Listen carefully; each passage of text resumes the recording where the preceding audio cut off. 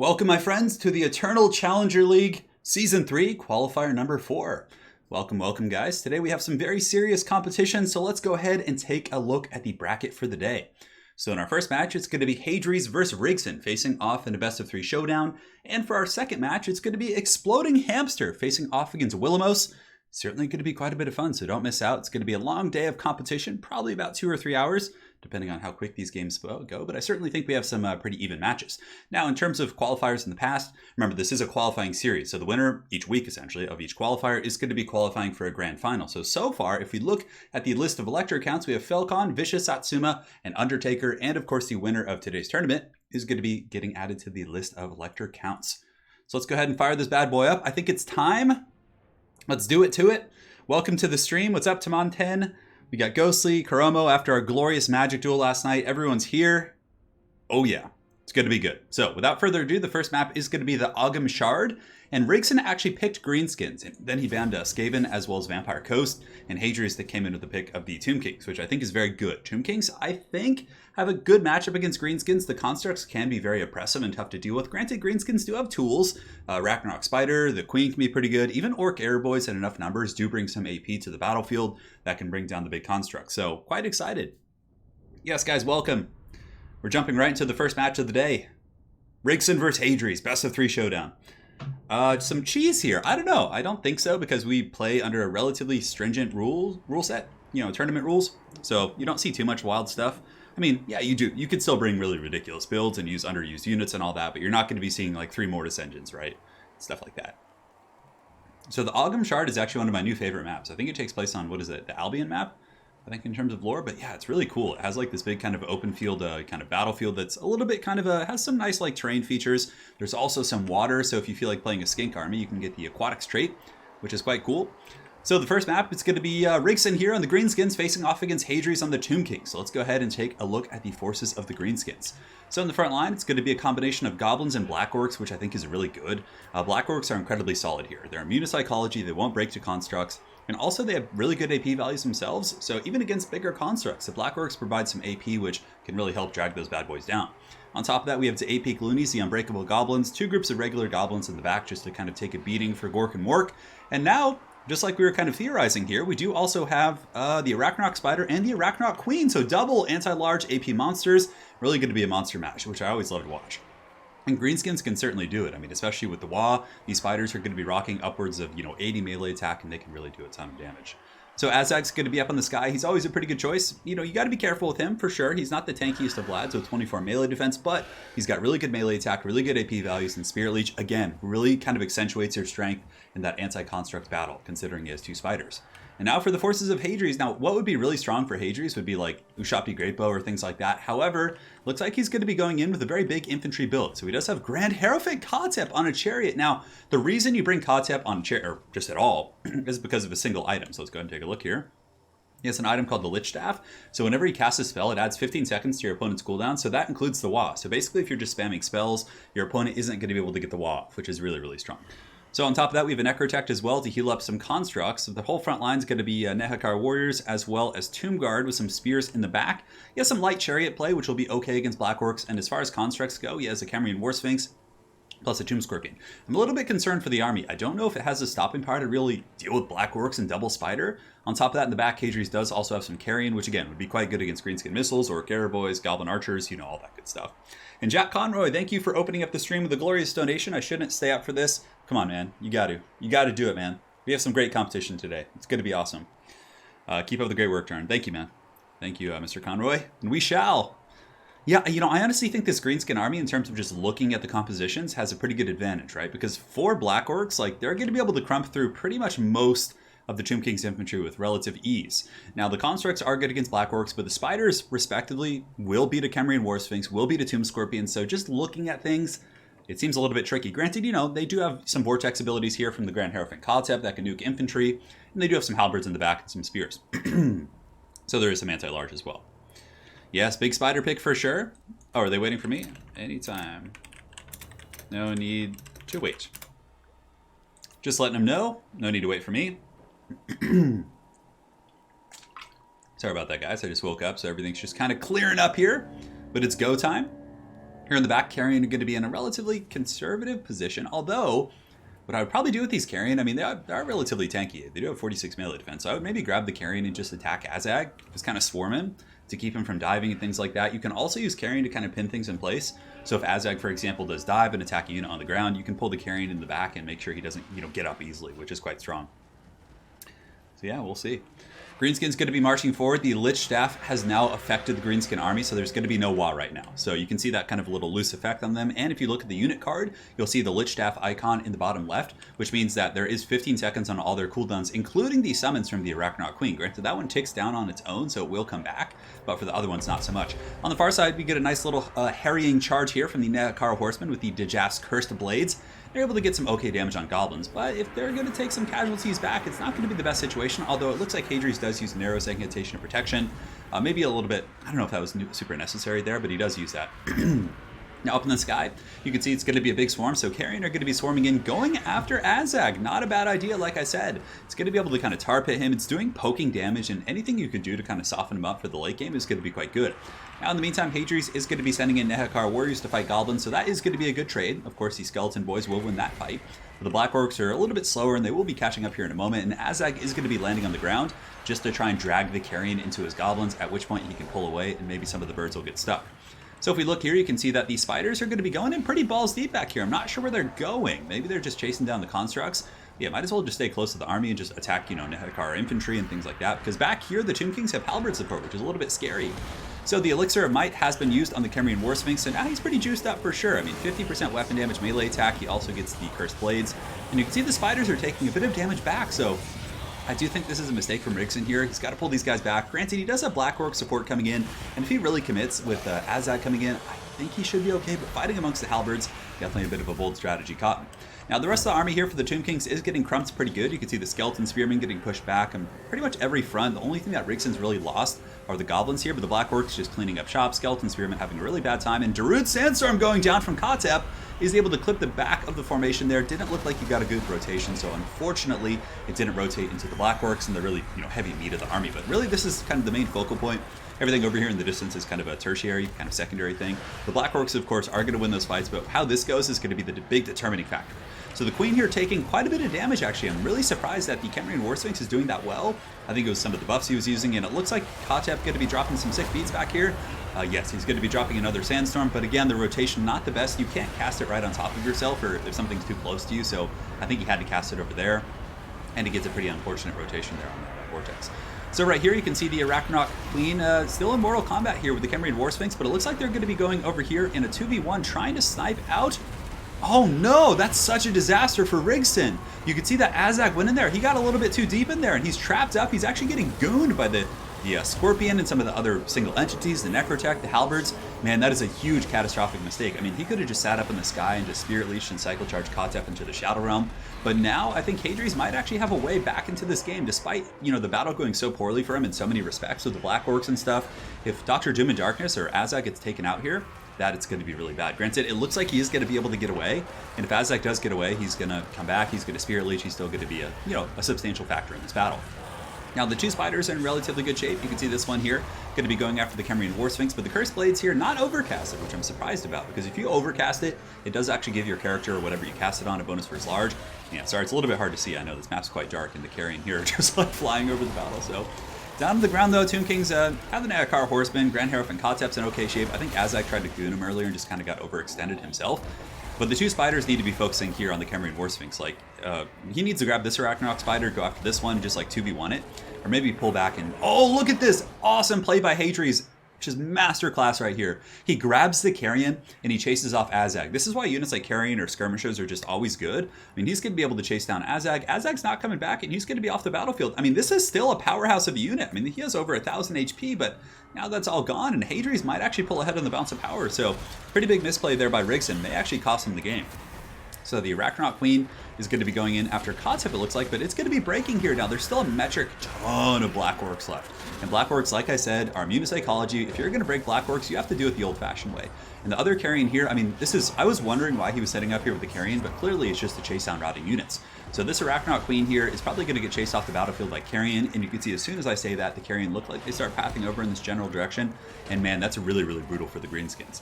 So the Arachnaut Spider here is going to be fighting as well, and you know, Arachnaut Spiders do trade very well with Cambrian War Sphinxes typically, but I think the positioning into the Halberds and some of the other supporting elements like the Necrotect, like he didn't have to fight there.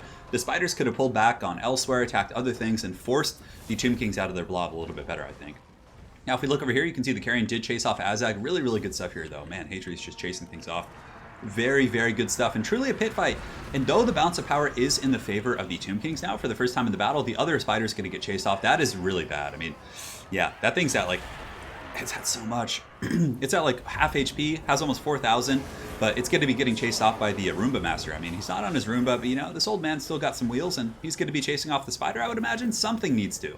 Yeah, and it looks like some of the Nehekara horsemen are going to chase that bad boy off, which is going to be very good. Now, there's still a lot of Black Orcs left. We do have, 54 here. We have, how many here? 54. We have the AP Gloonies. We do also have another group of Black Orcs in mass. And yeah, I just don't... I mean, the Black Orcs might be able to win something out. I mean, especially if they get this Necrotech, that would be really good. It looks like a curse is going to be going down because Kotep does take a lot of damage, and Black Orcs are just very, very sustainable and strong in this matchup. Oh, that's quite big. And the Arachnaut Spider actually comes back. Is it going to stabilize -10, -4? No, it looks like it's going to break. So that, if that Spider maybe could have gotten back to the Black Orcs and formed like a secondary Helm's Deep, maybe. But now that there's the Cambrian War Sphinx, the Cambrian War Sphinx has gotten a chevron this battle, number one. And number two, Cambrian War Sphinxes in general are very good against Black Orcs. So you can see there's a big old vortex coming down from Kotep, dropping the thunder. And that's going to be game one for Hadri's with what I think is, in terms of builds, was an upset. I think the Greenskin build was very, very solid against what he brought, and you know, had the potential to win that game quite efficiently. But you know, he was able to make some really good plays, some really good chase-offs, and did it to it. Absolutely. So we have a massive chubby donation coming in from Gubbin Med Barton 1 for 1,000 NOK, which I believe is around $100. So thank you so much for that. I'm sorry your WA did not succeed this game, but it is October after all, and there's going to be plenty of WAs and glory for you. So thank you so much for that very generous donation, man. Thank you for supporting multiplayer and all that good stuff. And here we go. Yes. Yeah, the Black Orcs can't take the Sphinx. Yeah, no way. So that's going to be game one for Hadri's here. Very, very good play there. And this is best of 3. So if Hadri's does win this, he will be advancing on to the grand finals for today's tournament. So well played. So the next map, let's go ahead and double check here, I believe is going to be Altdorf Outskirts. Cool. The Altdorf Outskirts. Kotep can be so alluring. Yeah, Rickson says, nice trap of Azag. So perhaps there was a little bit of a scheme, a little bit of a trap there for the Tomb Kings, trapping in Azag, baiting him with that juicy Kotep. And then Hadri says DJ Kotep can be so alluring. So we have Hadri's, pick and ban. And go time. Yeah, Kotep can use a chariot. Normally I can snipe him, but the Carrion kept keeping me at bay. Okay, so maybe that's why Rickson couldn't get away, because the Carrion were pinning him in place. And just like we were articulating earlier in the commentary, like Carrion... The first time I ever saw it was when Aerocrastic was playing against Soothsayer in the finals of the Everchosen. I was like, yeah, that's actually a really good usage of those guys. And I guess maybe they have better mats than Felbats. Yeah. Same. Yeah, I really thought Rickson had that for sure in terms of the army composition. It was just so good. It was a really good army. Rickson's army was scary. The counter to that type of an army, like an actual like unit composition counter, would have been like Ushapi Great Bow. They tear apart the spiders really, really quick. Who is stronger in lore than Black Orcs? Or Black Orcs are probably stronger than Longbeards in lore, I would imagine. Yeah. It depends, though. I mean, maybe if you're fighting in tunnels, the Longbeards would have an advantage. Like, Ironbreakers in lore, like, typically are tunnel fighters, so they fight in, like, really tight tunnels against rats. That's why they're so heavily armored, because they just march in with, like, flamethrowers and blasting charges and just, you know, get all crazy. So in game 2 here on the Altdorf Outskirts, Hadri's going to be opening up with a Skaven pick, and now he has his double bans. Double bans.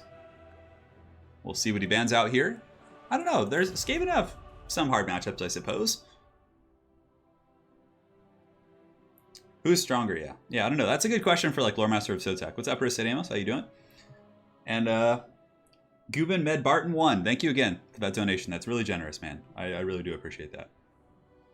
And hopefully you're enjoying the ECL and all the glories that are to come. I met Rickson on ladder half an hour ago. Tell him to watch out for the Vanguard zone behind him. Well, perhaps he will. And Rickson is going to be coming in with Adri's thinking about the bans. So he picks Skaven, he bans Vampire Coast and Empire. Yeah, I think Empire's a good ban. Like Huntsman and Marcus Wolfheart, like, and then just like Chaff Infantry can really take apart a Skaven army pretty well, in my opinion. So the ban on Vampire Coast, pretty good. Granted, I think Vampire Coast isn't as scary as they used to be. Granted, the Crab Rush can be kind of scary for Skaven and Morghuls and things like that who do have stock. I think the Empire ban is very warranted, though, for sure. Aerocrastic says, Skaven only really get countered by Tomb Kings and Vampires. Yeah, I suppose it is pretty hard, the Vampire matchup. I feel like Vampire Coast is just so much weaker than they used to be, though. So we have a Vampire Count coming in. We haven't seen them in quite some time. I think that Vampire Counts have some okay tools, but Skaven with the Council Guard plus the Plague Monk Sensor Bearers actually can have a pretty scary Death Star that's really durable against Vampire Counts now. Yes.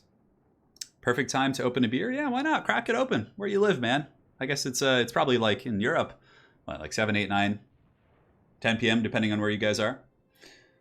Somewhere off in the mystical lands. Yeah, Skaven are hard to play. They're low leadership. They have a lot of weak characters. And I don't mean weak in terms of like their status or power level as a character, but they're just squishy, right? You have to be careful. But in the hands of good tournament players like these two fine gentlemen, Skaven can be a terror in the night, for sure.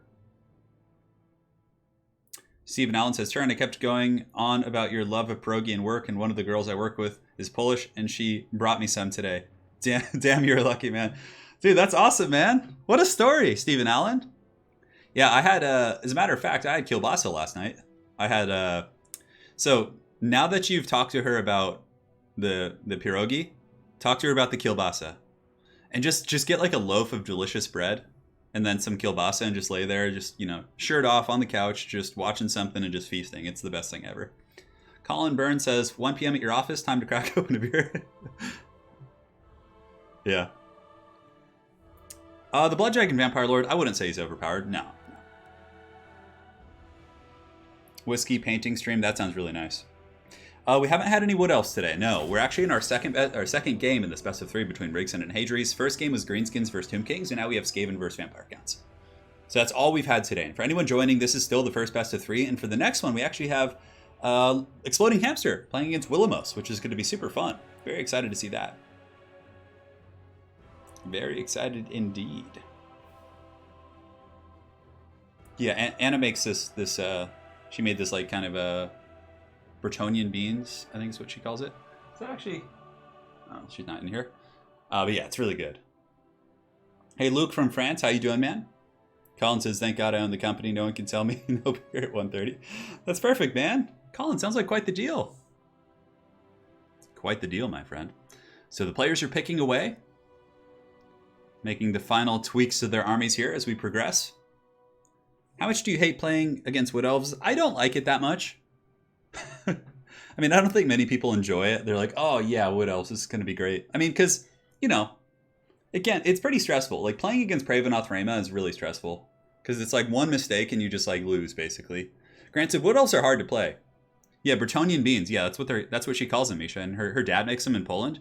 And they're, it's kind of like, so it's red kidney beans with like a tomato sauces, and then you add like garlic and a bunch of different spices, and then you cook the kielbasa with it, and it's so good. It's like a stew.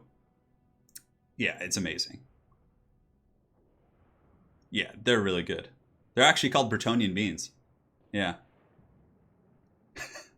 I know. The Warhammer thing, right? So Altdorf Outskirts is a decent, it's a pretty well balanced map. It has like plenty of good terrain to hide in, but it also has open field if you want to play artillery. I think it's a solid map. Yeah, I think it's a solid map. Latecomer. Yeah. Shogun 2 is great, but yeah, Warhammer, I enjoy Warhammer the most. Probably Mr. Toto, yes. Probably. I really want to look at the armies and peek. It seems like they're both just methodically picking here. With Ferrigson, I mean, yeah, I think he's going super wide. I mean, you could even see like a Wild Vlad pick here, but oftentimes just having a Lord on a Hell Seed with good micro is like really good. Because you could juke out the Skaven firepower, you can, get those engagements you want. I don't think Terror Gooses are super necessary, although bringing one isn't bad. A lot of Skaven, because, yeah, I don't know, probably a Rush with just like Mass Cab isn't going to be bad either. Just like a bunch of Black Knights and just like, freaking stuff like that. Yeah, so we'll see. Yeah, Wood Elves are certainly glass cannons. And yeah, obviously Waywatcher spam can be defeated, but it's just stressful to play against, I think, especially for newer players. It's just like, they're just marching happily to war and then their lord's just suddenly gone. Like, oh no. I want to click the armies. Don't do it. Don't do it, Anakin. Don't click it. Ready when good. So currently, Hadri's is up here. If he wins this, he will be moving on to the finals. Oh, Rickson has a question here.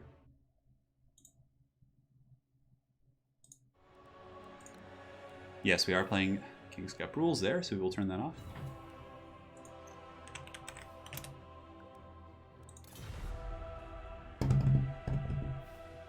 And actually, the King's Cup rules have been updated today, as a matter of fact. So there's been some changes to like army caps and things like that, and spending limits, all that fun stuff. And it looks like both players are ready. Let us begin. Altdorf Outskirts. Here we go. How would you counter Waywatcher spam with greenskins? Forest Goblin Spider Riders, just swarming. Yeah. I think that's really one of the better ways to deal with it. It's still really hard. But yeah, just like having so many bodies on the field and just keeping your lord safe is going to be really good. All right, the Altdorf Outskirts have arisen. We're here.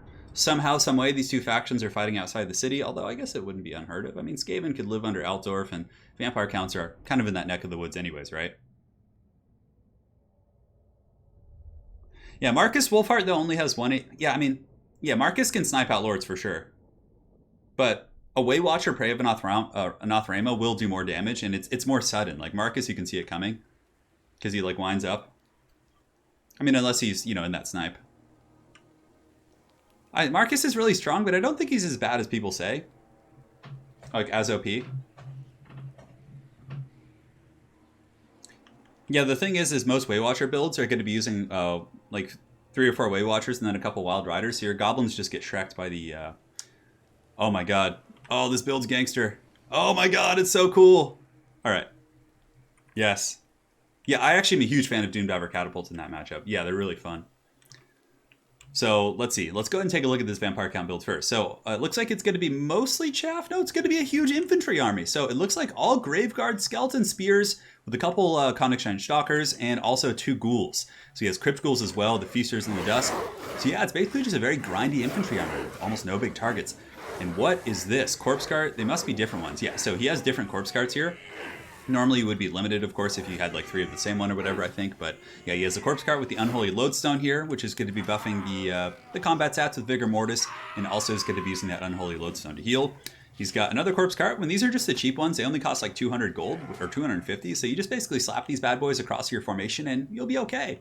Now, as far as his ground force goes, it looks like this bad boy does have 2 White Kings. Oh, this is so cool, and then a Sturgoy Vampire Lord with the Spirit Leech. So there's not going to be any raised dead from this army, I don't think. Unless there's a Necromancer? No, no way. He's got to have some raised dead.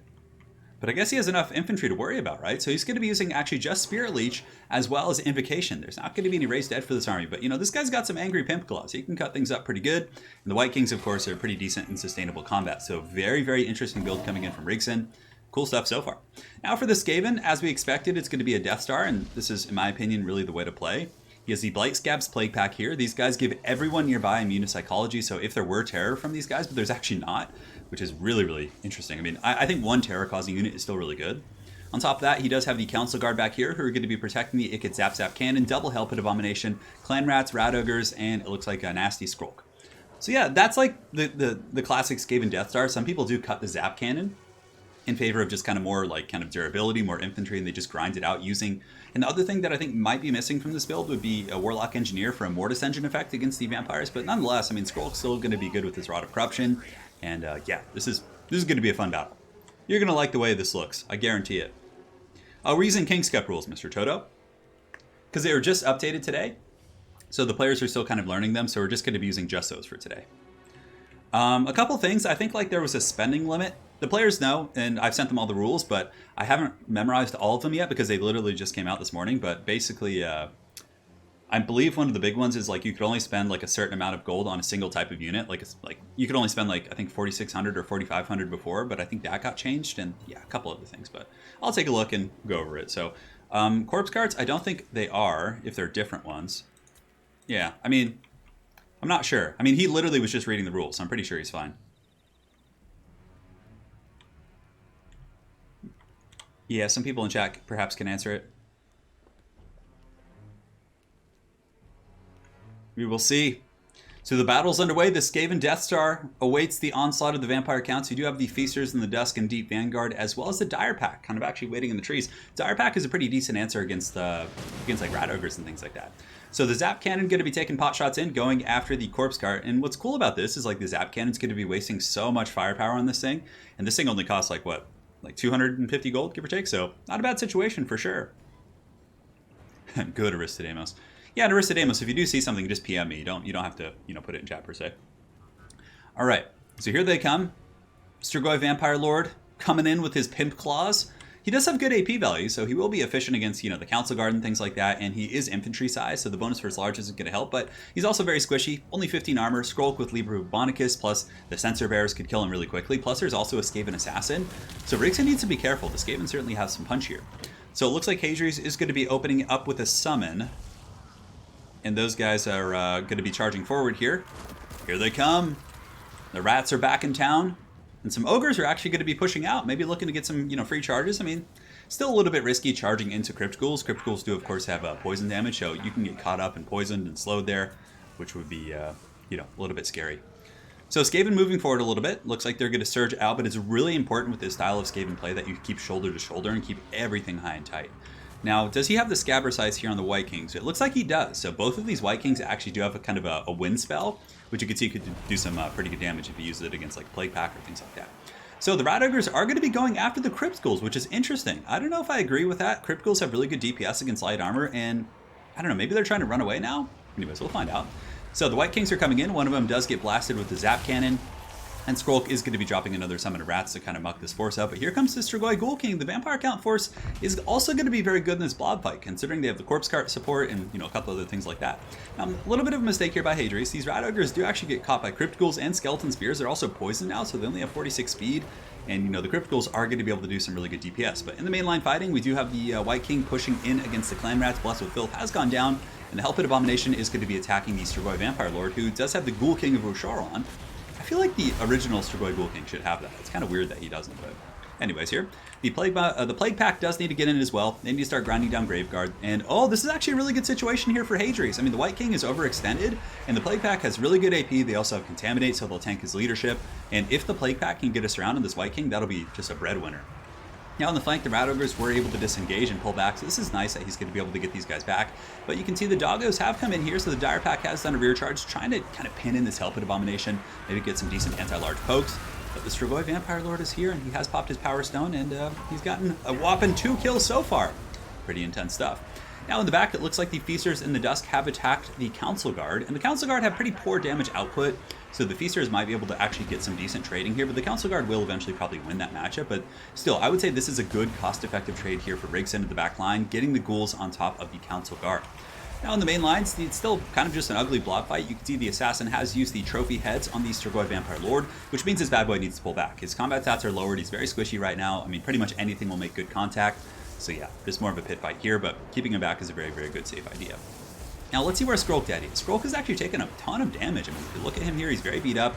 He does have the Skaven Brew on him, which is pretty hilarious, but he probably needs to fall back, and I would just maybe keep him back with the Council Guard there to help out against the Feasters in the Dusk and also get the Guardian, because he's taking a lot of damage fighting Crypt Ghouls. I mean, Skrulk has no armor right now.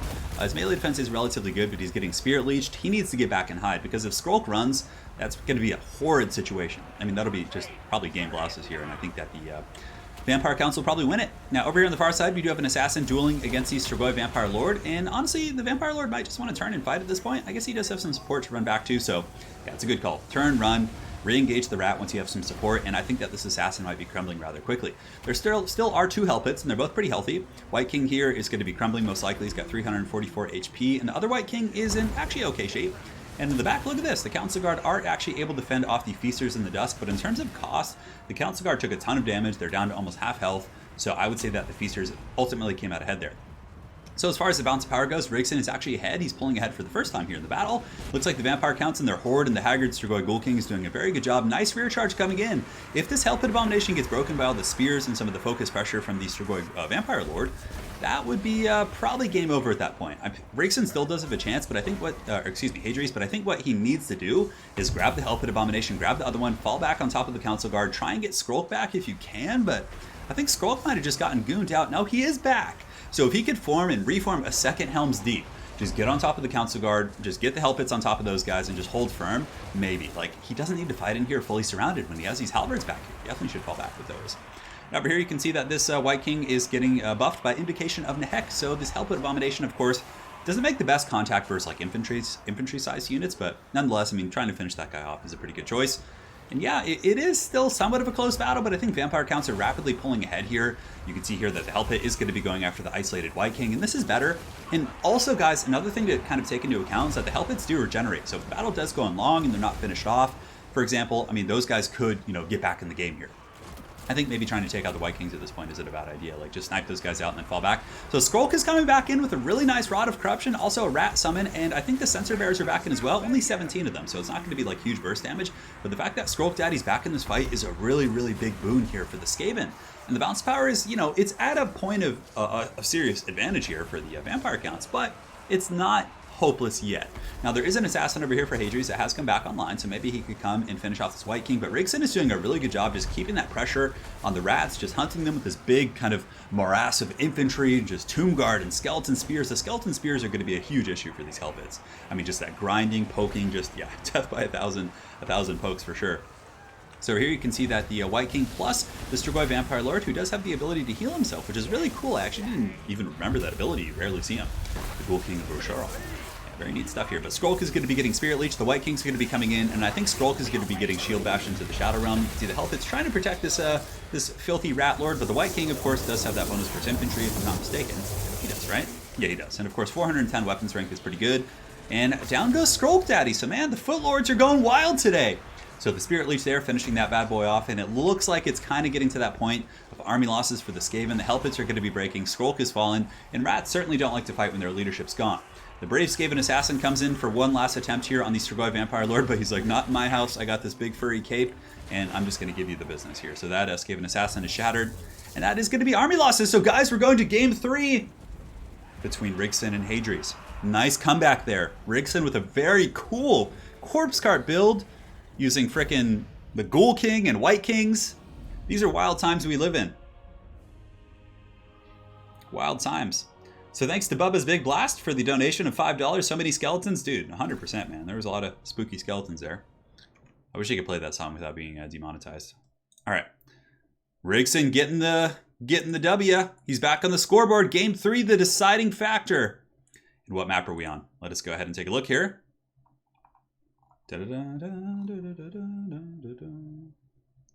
And we're on Iron Sand Desert. Cool. Game 3 for all the marbles. Where art thou? Where art thou? I always have trouble finding this one. I just like, yeah, there it is. Didn't get to use my Scab Scraths, he said. You had one of the Stormvermin. Egg picks and bands. He was hoping for more squishies, he says. I thought Hadri's build was pretty good, though, for sure. I mean, Skrulk getting gooned out was quite painful. That build was really cool. Skrulk is down for the count. Let's play, let's play. Yeah, welcome back, man. It's actually cold here. It's actually cold. So Iron Sand Desert, a pretty open field map, so we could perhaps see some artillery play. Maybe Rigson will come in with a Vampire Coast pick, which I think would be pretty good on this map. I think it's very solid for their playstyle. Just, having that open field, nowhere for your opponent to hide. You can see all. And Tamonten, thank you for the donation. He says, great Vamp game. Yeah, I'm glad you liked it, man. The rest of the message, I gotta find a way to read that whole message. It kind of disappeared really quickly. But Tamonten, thank you, man, for that donation. Really appreciate it, Lars, and yeah, hopefully you enjoyed the Vamp game. It was a good one. The meta has changed. The unorthodox builds, they rise. As filthy as rats can be. Certainly very filthy, yes. All right, 1 second here.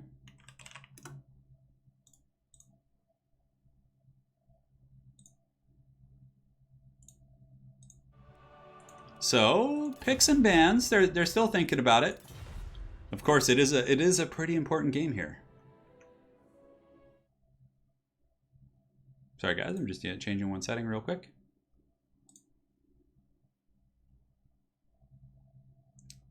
The stream treachery. I think Hadri's build was expecting cavalry and Vargulf shenanigans. Yeah, the corpse guards. Corpse guards did pretty good. Alrighty, 1 second, guys.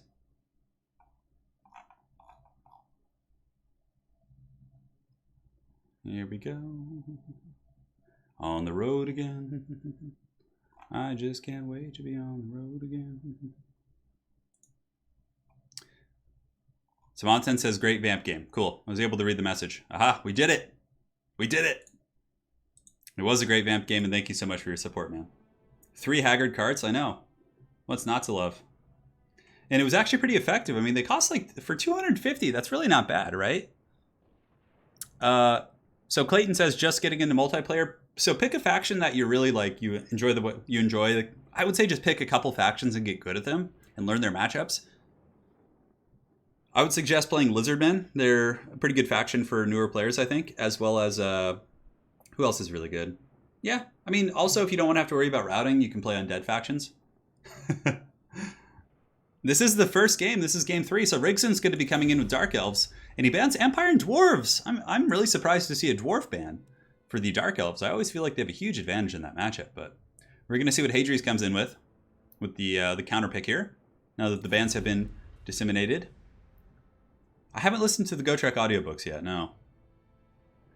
So Lich 109, Kemmler isn't bad, really. He can summon a terror-causing monster. He's really cheap. I think that Heinrich Kemmler isn't a bad pick, and you could make him work. Mr. Picot, we're coming in. We're coming in hard, man. We're doing it. And Hadri's. Oh, Bretonia. Forza Lady in all caps. Or not caps, but in just elongated speech. So we have Bretonia versus the Dark Elves. Awesome stuff.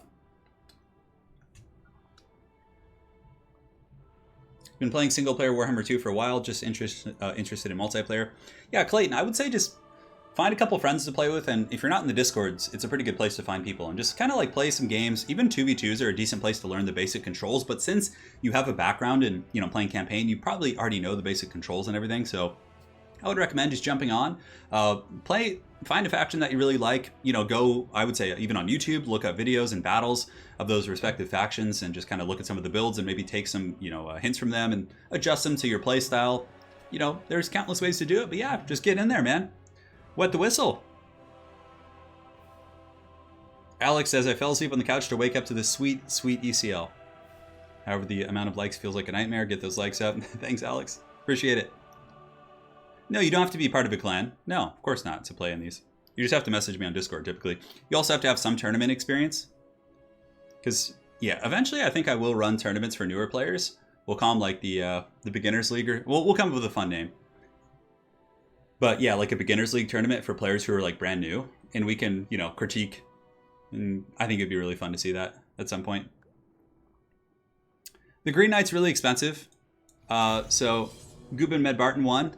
The Green Knight is pretty expensive. I think he has a couple niche matchups. Sometimes he can be okay against like Beastmen and Greenskins and stuff like that.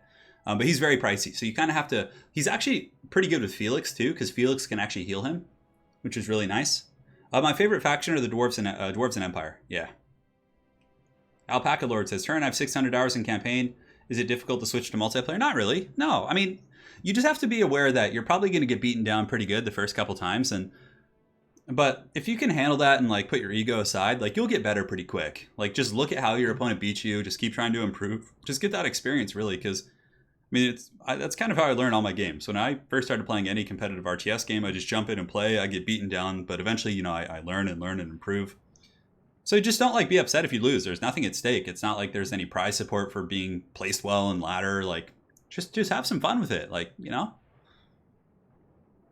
The Shortbeard League. Cannon Fodder League. Will we see Netflix and chill, or AKA Marathi and chill? Marathi's pretty good against Bretonia. She has anti-large. Bretonia does often end up in blob fights as well, so her Enchanting Beauty plus Heartrender in the Dark Sword, lowering melee attack by 18, is really, really strong here. So yeah, perhaps we will. So this is game 3 here, guys, for all the marbles on Iron Sand Desert. The winner will be advancing on to the finals to face the victor between Willamos as well as Exploding Hamster. I know there is Mr. Chodo, but, you know, there's a lot of tournaments. There are a lot of tournaments. We'll see. We're also going to be starting our Alberic campaign soon. Probably sometime this weekend. Maybe even tomorrow. I'm pretty sure he won the vote for our next campaign, which I was really surprised. I thought Loon would win, but people want to see me suffer. They want to see me play Alberic. Snotling League is pretty good to Mountain. I like that. That's very Warhammer. All right. Oh, the Charybdis Beast. Oh. Look at this glorious fish monster. It's so good. So for the build here of Rigson, we have the Black Guard. And Rigson really likes his heavy infantry builds. I've noticed that about him. He's got 3 groups of Black Guard. He does have the Blades of the Blood Queen, Sisters of Singing Doom. And on top of that, he has the Mighty Charybdis. So the Charybdis, of course, does have pretty good anti-large value. So against Bretonia, this disgusting monster has some pretty good applications. God, this thing is so foul looking. On top of that, we have Marathi. She's going to be on foot, rocking her halberd, and yeah, she's got all her debuffs. So basically, he's going to try and force the Bretonians into a pit fight. He's going to try and force them into a square situation. Oh, but Hadri's with the tech pick! I think Hadri's knows. He knows how freaking Rigson likes to play. And then he comes in with the double Blessed Field Trebuchet, which is going to force his build to have to move. Oh, that is so good. Oh, that's so good. But I mean, this build... And he has the double Canid Assassin with the Web of Shadows, I would imagine. Or is it going to be the Trophy Heads? No, it's going to be Assassin's Trophy, it looks like. Yeah. So it's very much a Death Star build, right? You just move high and tight. You keep the Charybdis here, which causes terror. But the Charybdis also against like peasant blobs. So if they try and swarm you with peasants, he does have the Abyssal Howl, which lowers their leadership by 8. Plus there's like terror on the Sisters of Singing Doom. It's a very nasty Death Star for sure. Yeah, it looks like he's going to be moving over there. Now for the Bretonians, we have 3 groups of Mounted Yeoman Archers. It looks like a massive erect line here of the Knights Errant, Defenders of Fleur-de-Lis, Quest Knights, and Quest Knights, the RORs, the Companions. And in the back here, what do we have? We have Men-at-Arms, Peasant Mobs. Oh, do we have Gotrek? Oh, I got so excited. Gotrek would actually be really good here. Gotrek and Felix would be so good against this army. Fey Enchantress, double Blessed Field Trebuchet, Holy Wardens, and Quest Knights as well. So Gamer the Grey, thank you so much for the donation. Much appreciated. I don't see a message, but hey man, hopefully you're enjoying the good times and we're doing it to it. The Never Chosen for beginners. No Web of Shadows, I'm surprised. I feel like it's pretty good against the, cycle charging and things like that. Now, there is one thing that Rigson does have going for him is the fact that he does have a Reaper Bolt Thrower himself, so he is going to be able to kind of counterpunch the trebuchets, but this thing is still going to have to move. It has 350 range and the trebs I think are 440. Yeah, it looks like they're 440. So, I don't know. I think as far as builds go, I think that Hadri's probably has a slight advantage. The Fey Enchantress is also really good in blob fights because of her Mortis Engine effect. So she's going to be able to drain down the heavy troops while the peasants like hold them in place. As long as there's no like Haggard Rampage that really gets him caught in place, he should be okay. All right, let's do it. It's go time. An Esco Elo. How about a Beardling Cup? Beardling could work for sure. I mean, there's a lot of good suggestions. There will be at some point. And maybe we won't do like a tournament per se, but we could have like a stream where newer players join a lobby and we just like kind of critique the gameplay and things like that. We'll see. Or a tournament, we could do that too. But honestly, like I feel like even newer players, like it wouldn't be as bad as you'd think. I think most people here are probably like, would be able to bring good builds and do all that stuff. So we do have the Mounted Yeoman Archers, which are going to be super good here. I mean, they could just come in and get free shots against the Charybdis, which cannot heal, and also against Sisters of Singing Doom. So I would definitely bring those Mounted Yeoman Archers in right now. Trebuchet's going to be getting in position. This Dark Elf Force is going to be getting blessed by Bretonia. The Never Chosen reminds me of school sports. Dude. Oh, man. Yeah, this is like a blob counter build for sure. I mean, it's still very winnable for sure for Rigson, but it's going to be harder. He's going to have to move out and, get a little bit busy. I am so excited that we get to see freaking Strigoi Vampire Lords, White Kings, Blessed Field Trebuchets in a competitive situation. I mean, man, this is great. So here comes the Mounted Yeoman Archers. Getting some nice shots here against the Candidate Assassins, which are going to be running interference. They only have 70 range, though. So with proper play, you should be able to kind of... oh, man. Rickson better not leave this alone back here. I mean, if some of the mounted yeomen are able to get around the back, they could probably take out that bolt thrower with just a single charge there. Yeah. So here come the mounted yeomen archers poking in, going after the Charybdis. Charybdis Beast taking some poke. And again, everything counts, right? At this point, that's it's really, really good. Candidate Assassins are probably the best counter-skirmishing tool he has. He is able to actually take out a couple of the yeomen here. It looks like he's lost 3 models in total. And now the trebuchets should be shooting. I'm not sure what's taking them so long. Are they firing? No, looks like they're still not in range yet. Yeomen are doing a little bit of poke, going after some blackguard now. Looks like it's just on auto shoot. The other mounted yeomen archers are going to get crumped out. So Hadri's definitely wants to get those guys up and around the back and maybe just start pressuring the back line a little bit because, oh man, this is a freebie. And you can see Rickson does react pretty quick. Okay, so he saw there was a big opening here. And it looks like the yeomen archers are going to actually be shooting at the Reaper Bolt Thrower crew. Trying to force that off. I mean, because if the Reaper Bolt Thrower gets chased off, then, you know, suddenly the trebuchets are pretty much unstoppable, right? Those things are going to be in good shape.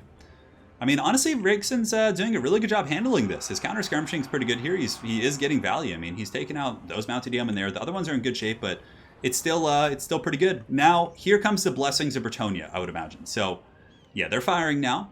And yeah, if I were Bretonia, I would just use all my ammo. Just blow the whole load here on some of the scrappy units.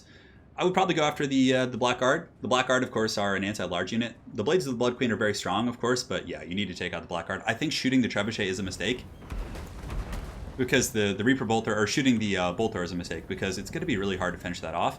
So now it's scooting up. It's slightly overextended. Rickson's army has taken some poke. Sisters of Singing Doom are a little bit beleaguered here. And I guess he's going to be going after the Reaper Bolter. Oh, a free charge coming in, and there's nothing to really stop this. This is really good. So mounted yeomen archers are going to get a charge on these guys. A little bit of a mistake there from Rickson, of course. I mean, he is dealing with kind of threats all over the board here, but yeah, that's pretty bad for sure. Losing that. I mean, if they get broken here, Marathi's going to be using the Melkost Mystifying Miasma to kind of slow these guys down, do a little bit of damage, but they are going to pull out. That's what she said, and get away from here. The other mounted yeomen archers need to come around and definitely start pressuring this. Now that it's low like this, I think that's going to be a value train. So it looks like he is shooting after the Blackguard here, trying to pull this army apart. The Bretonian Knights sit in the back while the peasants do all the heavy lifting, of course. Classic stuff. Classic stuff. And here you can see that the mounted yeomen archers are going to be circling about, going after the Charybdis. Charybdis is exposed, right? It's a pretty good target right now. I don't think there's any peasant archers for this army. The Bolter is shooting back, so it could potentially do some good work, but it looks like he's going to be committing pretty hard to shooting off the Reaper Bolter. But man, I mean, if you were to bring these two mounted yeomen archers over here and circle from both directions, he could easily hammer out this bolt thrower. Now that it's wavering, a single charge would break this. 100%. He really needs to. He really, really needs to. So here comes the mounted yeomen archers, circling around the front. The Canaanite Assassins giving some light counter skirmishing. And the Fey Enchantress, ooh, a Chalice of Potions could actually be pretty good here as well. I mean, the bolt thrower wouldn't be able to dodge it.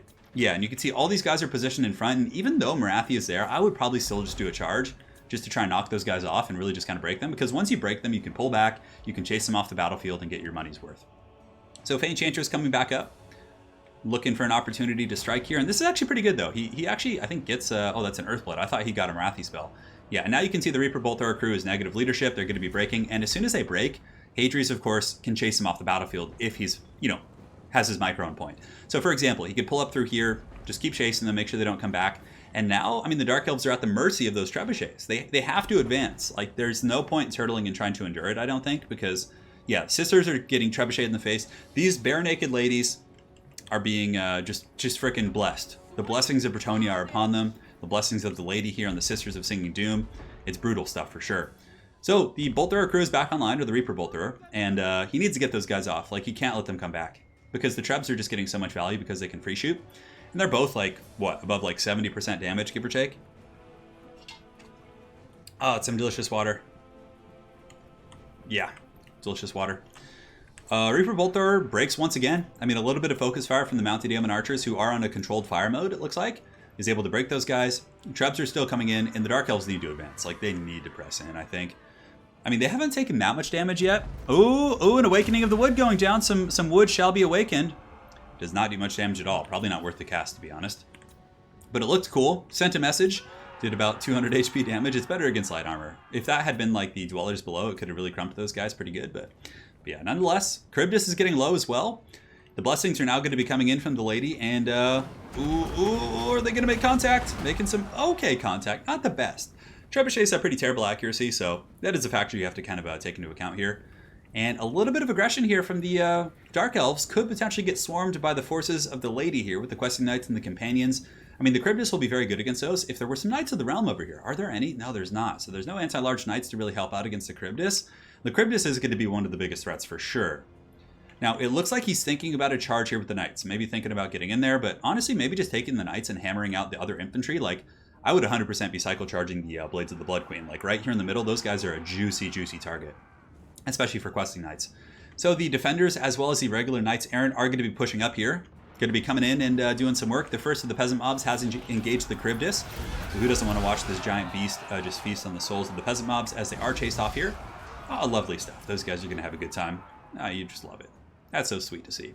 So Questing Knights here thinking about an engagement. I mean, if the Canadian Assassins were alone, that would be a really good choice because, you know, they don't have the best defensive stats themselves. And here comes a fully erect charge, but it looks like Rigson braced. So good micro by Rigson. He's able to brace, so the charge bonus is going to be completely negated here. So this Bretonnian charge needs to pull back. I mean, this is a pretty unfortunate circumstance. Now, if you were charging the Blades of the Blood Queen, for example, those guys would not have the charge defense because obviously they're sword infantry. So here comes another charge in the back. So it looks like that first charge was basically just to kind of get rid of their bracing, and then the Questing Knights come in. They bring better AP to the battlefield with their great weapons. And yeah, these guys are getting chewed down pretty good. Now on the other side, Mounted Yeoman Archers have swarmed in actually, and you can see the Enchantress is running from the Cryptus. And the Trebuchets are almost compromised actually. A little bit of a scary situation here. But how is this fight going? It looks like the Bretonians are doing well. Questing Knights are just going to be cycle charging, hammering back and forth and back and forth. And the Black Guard are pretty much unsupported. They don't have Marathi. They don't have too many other supporting elements here.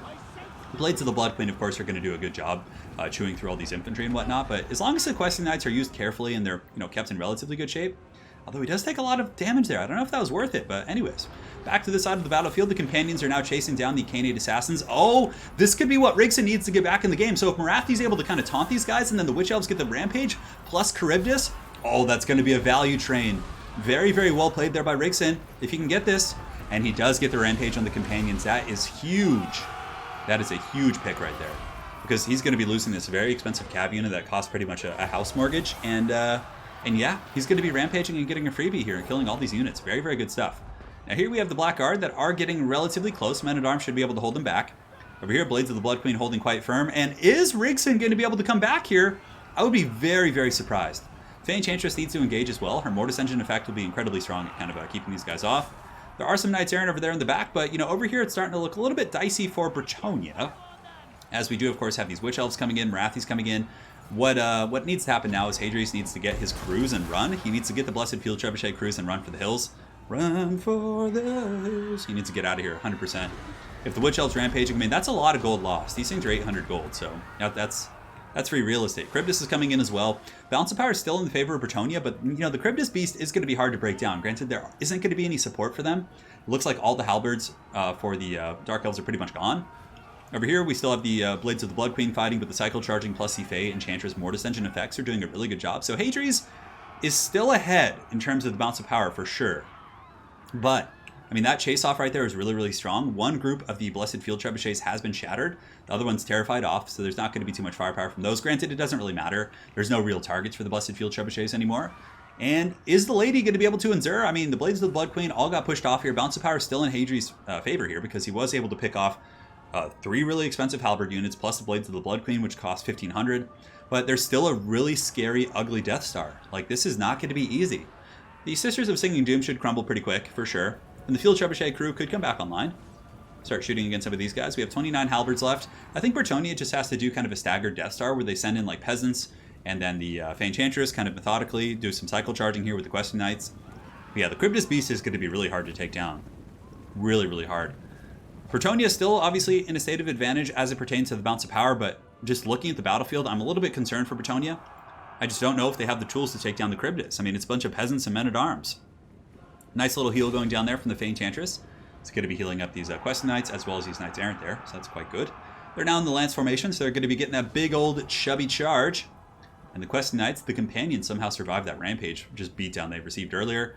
And here comes the Enchantress. Yeah, 2 K-Nade Assassins as well. The Assassins aren't as big of a deal. The Holy Wardens, for example, could do really well against him. And you know, the Holy Wardens here are going to be quite good. They're immune to psychology while their frenzy's active. They can get in there and really grind things to dust. The Charybdis is quite the noble beast, for sure. And these brave peasants are running away, which is good. Marathi's coming. I mean, come on. You have that lady chasing you. You don't want any of that, for sure. Yeah, some of the peasants do go down there. And here comes the main fight. The peasant mobs are moving in. Oh, an Awakening of the Wood. Actually does about 150 damage to those guys. That was actually pretty good value there on those. Peasant mobs are charging in. I mean, just throwing the peasants. Classic Bretonia. Cycle charging should be following in suit, though. And, I mean, I guess it's a little bit risky to get the Enchantress in there. You don't really need the drain too much, I suppose. Once the Black Guard get kind of pushed off and the Sisters get pushed off and he's able to get, like, a truce around, that could be quite nice as well. So here comes the charge. Chalice of Potions looks like it's going to be coming down. There's a Witch Elf like T-posing there on the Trebuchet, which is always hilarious. And here it comes. Should be the Chalice of Potions. Yes, it is. So it's going to basically be a Comet of Casandora. And is it going to break them? 500 HP, 780. It looks like they're holding relatively firm. The Black Guard doing their thing. And this is going to be really hard for Bretonia to break. It's going to be really, really hard. I mean, yeah, you can see like the men-at-arms are just going in. They're getting terrified. Rigson in his final stand. Oh my god. This is crazy. Oh my god, the Bretonian's coming in for a huge alpha strike, trying to punch this out. The Holy Wardens here are potentially going to be the saving grace. If he can keep those guys fighting, I think that'll be his best bet. The Charybdis here is getting kind of low, 2,700 here. The Dark Elf Infantry is going to be breaking in a matter of seconds. Ooh, this is a risky Enchantress play. Putting her in here like this, especially with trophy heads on her now. I don't think there's any tools to rampage her because I think the Witch Elves are gone for the most part. Yeah, she needs to get out right now, like 100%. If the Enchantress dies, the noble sons and daughters of Bretonia will be in a lot of trouble here. Arcane Conduit is popped. You can see Hadrius is going to be trying to get out of there. He does get the Enchantress out, which is huge. Charybdis is actually wavering, and the Bretonians are swarming in numbers here. The Holy Wardens just completely wrapping these guys up. The Holy Wardens, like I said, really good damage output. One of the few Bretonian units of quality here that can actually do some good work. And the Enchantress is able to get back. So Knights aren't going to be cycle charging back in. Is there going to be another Earthblood for Bretonia? Honestly, that might be one of the better ways to just end this, is getting an Earthblood, because it'll heal and change the balance of power. And Enchantress comes in with the Unicorn Horn, just poking that Charybdis. Outstanding stuff. So the Charybdis is pushed off. Chase that bad boy off the battlefield 100%. But a really good Soul Stealer here from Rigson is able to hit everything. And Marathi, the Hag Queen, is going to be healing up here. Oh man, K-Nade Assassins are still fighting. Charybdis is chased off. Bretonia is still in the advantage in the balance of power, but guys, that Soul Stealer was huge. That was huge. Now, what do we have fighting? We have Holy Wardens still going, and I think the Holy Wardens are going to be able to pull it out, especially with Enchantress cycle charging. For example, if any of these characters break, like this K-Nade Assassin, Enchantress can just get it with the Unicorn Horns. And the Bretonians are going to have some troops rallying, but man, what a game between these two players. This has been a great series. I know, I love it. I love the reference. Enchantress charges in on the Unicorn. You can see the K-Nade Assassin here is broken. 100% Enchantress chase that guy down. 100%. Holy Wardens should be able to finish off the other K-Nade Assassin, and the Bretonians are going to come back in greater numbers. So the Peasant Mobs and Men-at-Arms are all back online. Enchantress needs to be really careful not to get gooned, though. That's like the one way that the Dark Elves could win this. And plus, Marathi does have a bonus for Large Halberd, so if she is able to make contact with Enchantress, that'll be quite ugly. So the Bretonians are going to be forming ranks here. That was a really, really good freaking Soul Stealer from Rigson. That was beautiful. And yeah, this K-Nade Assassin needs to go. I mean, I guess it only has 57 HP, so it's not that big of a deal, but I would definitely finish him off. Because if he comes back with his bow or a trophy head, that could make a difference. Yeah, and you can see he's going to be sending some Men-at-Arms to chase him down, which is good. Chase down the Foul Assassin! And here you can see the main fighting's underway. Marathi is holding her own. She's really tanky. The only way Dark Elves, I think, could come back at this point is if Marathi has another Soul Stealer. Oh no, that's not a Soul Stealer. No, it's an Earthblood. Okay. Yeah, and you can see that's going to probably trigger army losses. And the brave sons and daughters of Gilles come back with the W, and Hadrius is going to win that series 2-1. Very well played to both players. They both put up a great fight. Both played, I mean, Rigson was on the ropes. Like, man, his build was counterpicked to the teeth, but he still almost won that game. Very well played to those two players. That was really fun. All right, so Hadrius is going to win that series 2-1. Boom. And he will be advancing here, so let us go ahead and get the bracket. Hadrius, oh, that's the wrong one. Yes, there we go. Hadrius will move up. Good, Anakin, good. That last Soul Stealer was amazing. That was great. That was a really good game.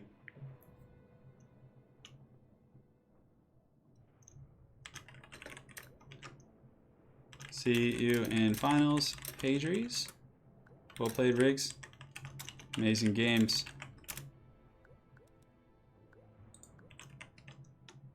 All right. So we're going to make room in the lobby here. The players have had their pleasantries, and now it is time for Exploding Hamster. Quite the name. And Willamos. Cool, so we'll go ahead and update the scoreboards as soon as one of these guys joins here. I should be able to invite them, actually. I think they're on my friends list. Yeah, there's Exploding Hamster. So he's in. Now we just have to make sure that Willamos can see it. And there's Sacred Band Willamos. Oh, man, look at those guys. What aces. So, Hamster, pick, and double ban first. Ride for ruin. All right, so let's go ahead and update the scoreboard real quick. Exploding Hamster. His name's a little bit long, so it's not going to fit super efficiently on this. My apologies. It's going to have to be in a small form here. And then we have Willamos. So I'll probably just put his name instead of the whole clan tag. So with one L, it looks like. Great.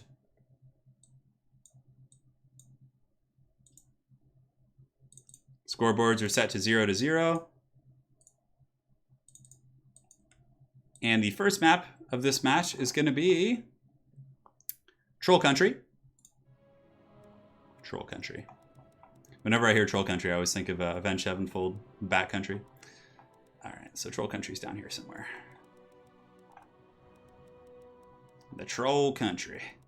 It's like the redneck map. You're out in Troll Country now, boy. All right, they're here.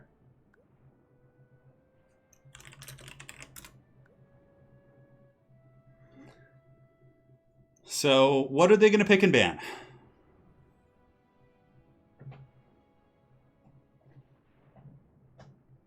Yeah, going elite certainly is risky. We need some hamster support. Yes, and I believe Exploding Hamster is streaming now as well.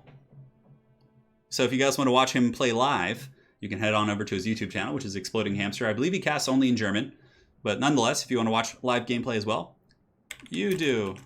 So Hamster, pick, plus 2 bans. Then alternates. So,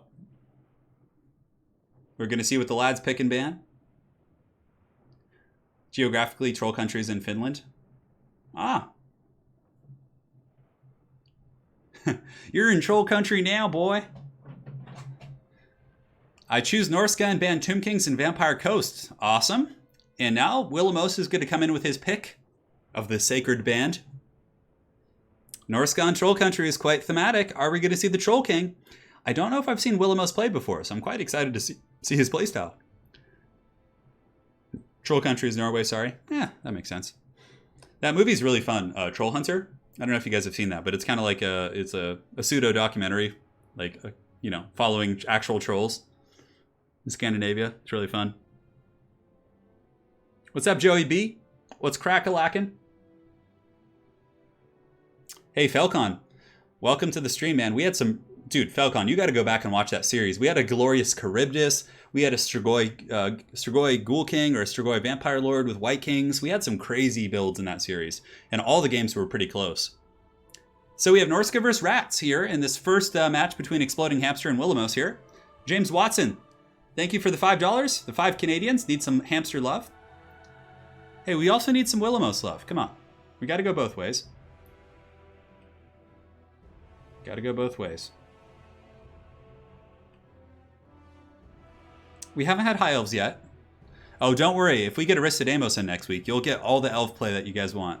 Yes. Yeah, it wasn't like an amazing movie, but it was fun. It's just kind of a fun movie, The Troll Hunter. Oh, I chose dragons and banned guns.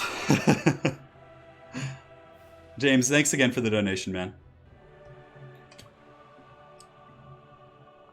Yeah, it was fun. I like how it's funny because in the movie the trolls... Well, actually, I don't want to spoil it. Yeah.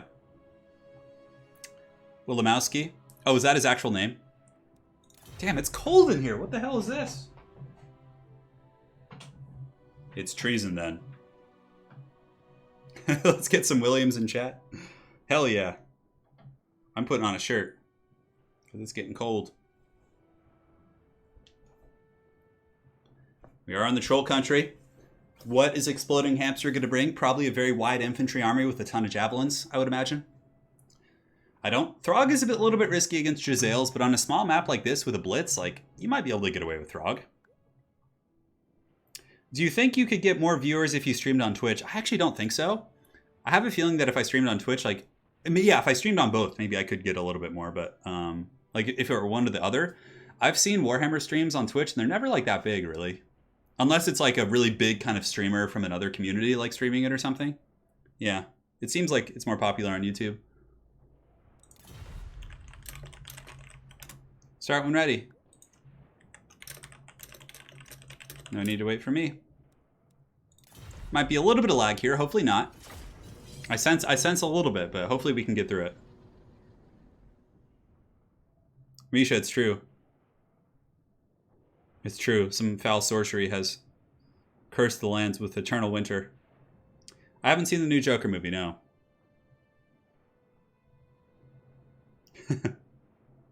I have not. So Exploding Hamster on the Norska pick, according to the great Dark Lord Falcon. It's a hard matchup for Norska, but the map will potentially help, which I agree with. It's a small map. He can blitz, he can close the distance, he can mitigate the effectiveness of bubo sharpshooters, artillery pieces, other things like that. Oh yeah, I'll stay on YouTube for sure. I love YouTube. The only thing I ever thought about doing was streaming Magic on Twitch as well. Like doing a dual stream on that. But the thing is, if you're like an affiliate on Twitch, like you know, or whatever, I don't know, whatever the business deal is, you're not like, you have to stream on that platform. Like I couldn't, so that's kind of why. Like I prefer YouTube. It's my jam. Do you ever consider casting 2v2 or 3v3 matches? I used to. I haven't done them lately, but maybe I'll throw one up. I'm not sure.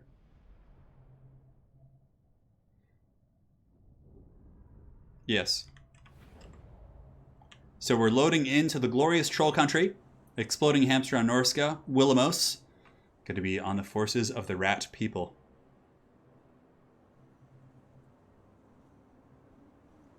That's pretty funny, Misha. I've never actually...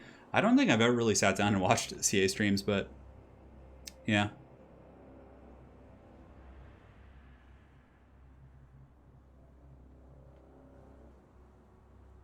Yeah, Azel, that's a good point. What's up, Eddie Brown? Yeah, Twitch does have, you know, pretty good user interface, but I mean, I think the Total War community in general is like really big on YouTube, so. All right, guys, here we are, Exploding Hamster with the forces of Norska facing off against Willamos, who's going to be coming in with the rat people.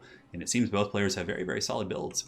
So for the forces of Hamster in the front line, it's going to be a whole just grind core here of the Marauder Berserker. So yeah, he's got 3 of those, including the Brutes of the Hound. Obviously, will be very good at killing any rats they get in contact with, but quite squishy themselves. Aside from that, he does have a couple Warhounds, which is going to be super crucial for shutting down Giselles and backline tools. So I love the Warhound pick, and Skaven do break easily, so having tools to chase them off the battlefield is very, very solid. Marauder Hunters with Javelins, familiar with great weapons, actually, a couple of them, which is, no, one of them is going to be regular, so just in case there is a Doom Wheel or Flares or kind of some wild picks like that, they could be good, but they're also very big targets. 2 groups of Javelins against Hell Pits and Rat Ogres, and it looks like we have Wulfric on the Mammoth of the Gods, glorious stuff, as well as a Shaman Sorcerer of Fire. Very, very cool build here from the Exploding Hamster. And on top of that, we have the Skaven from Sacred Band Willamos. Here in the front line, it's going to be the classic Skaven Slaves with Spears holding the line against the Bastion, and against, not the Bastion, but against the Rush of Norska. Anti-large, and they're expendable. Yeah, that's pretty much it. Now, it looks like Rattling Guns weapon teams, Rattling Guns over here, as well as Natty Bubo Sharpshooters. That is a lot of guns to protect. That's a lot to protect. Especially against like a Hound heavy build like this and an Infantry heavy build, but he does have the Council Guard. He also has the Ikit Zap Zap Cannon, Lord Skrolk with the Summons, and Rat Ogres and Spears on the flanks, and that's pretty much it. Couple Clan Rats on the periphery, but that is going to be a lot of guns to protect. I mean, he has the Zap Cannon to protect, plus the Sharpshooters and 2 Rattling Gunners against a Berserker Rush. It could be a little bit hard for sure. Could be a little bit hard. Mr. Toto says, the only time I've ever seen CA stream, they were constantly safe scumming. Oh no. Say it ain't so. I can't stand safes coming. As a matter of fact, in my last campaign with Marcus Wolfhard, I actually lost like one of the final battles, like super hard, because I didn't know how the mechanics worked, and I just lost my whole army. But alas, we will not save scum. We rebuilt, we came back, and it was fun, you know? The challenge and the struggle is fun. Yes. Anyways, guys, this is, this gun line certainly can do a lot of work. The Rattling Gunners will tear apart Berserkers. They'll do really good against the Famir if they're able to get those good lines of sight. You can see here that the Exploding Hamster is going to be kind of hiding in the trees, taking that good angle right here. And let's go ahead. Good luck, have fun. Two very good sportsmen here. I love to see it. And here comes the force of the Exploding Hamster, I would imagine. He's going to have to advance. And what will Willamos do? He's going to get his sharpshooters in position for sure. Honestly, I just say, like, as soon as Wolfric comes out of hiding, just put all your firepower on him. Take that bad boy out. Granted, he does need to work on the Berserkers. I mean, he doesn't have too many good answers against Berserkers aside from Rattling Gunners, which will do quite well. So in the front, you can see Exploding Hamster is going to be sending out his Marauders first, which is a good choice. Let those guys take a beating for the Chaos Gods. I think that'll be quite nice. And some dogs are going to be slipping in on the flank, but Willamos does react pretty quickly. So Norscan Warhounds are able to get on top of those Rattling Gunners there. So very, very good sneaky play there. On the other side, though, you can see Willamos is ready for this, and he is able to kind of fend that off. And those dogs do get fended off. Rattling Gunners are going to be okay. But for the most part, I mean, just solid pressure everywhere. Exploding Hamster just micro crazy right now. The Hounds are just all over the place, but Willamos is matching his micro pretty efficiently. He's able to get the Rat Ogres in. Rat Ogres pile in and put those guys down. So far, the gun line is relatively intact. Hasn't taken too much damage, but they also haven't fired too much. So in the back here, Wolfric is going to be taking a massive amount of firepower from the Zap Cannon. Zap Cannon really doing a good job on this bad boy. Man, a lot of HP damage lost on Wolfric. And some of the dogs are forced back, so really good job by Willamos. I mean, the micro from Exploding Hamster was so good. He was like weaving through the lines, but Willamos, of course, was able to kind of dodge them, or not dodge them, but intercept them, and do a really good job in the process. So some of the Marauder Horsemen are being Rattling gunned down, but now comes the real test. You can see the big boys are coming in, the Famir, the Berserkers are going to get here, and Wolfric maybe wants to drift over this direction to kind of get the trees in between him and the firepower. And of course, the Norskins are going to just completely crump the infantry line. Like, it's going to be a massacre when the Berserkers get in. So Lord Skrulk has taken a little bit of damage from fireballs as well, but it looks like Rattling Gunners here are able to kind of secure this position. Honestly, what I would probably do right now if I were the Skaven is I would get my Rattling Gunners and Giselles and run over here.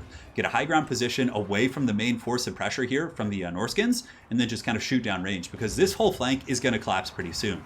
Berserkers are going to be able to probably 2v1 kill Rat Ogres plus Clan Rats, and of course these Clan Rats are going to be buckling relatively soon, even to basic Marauders.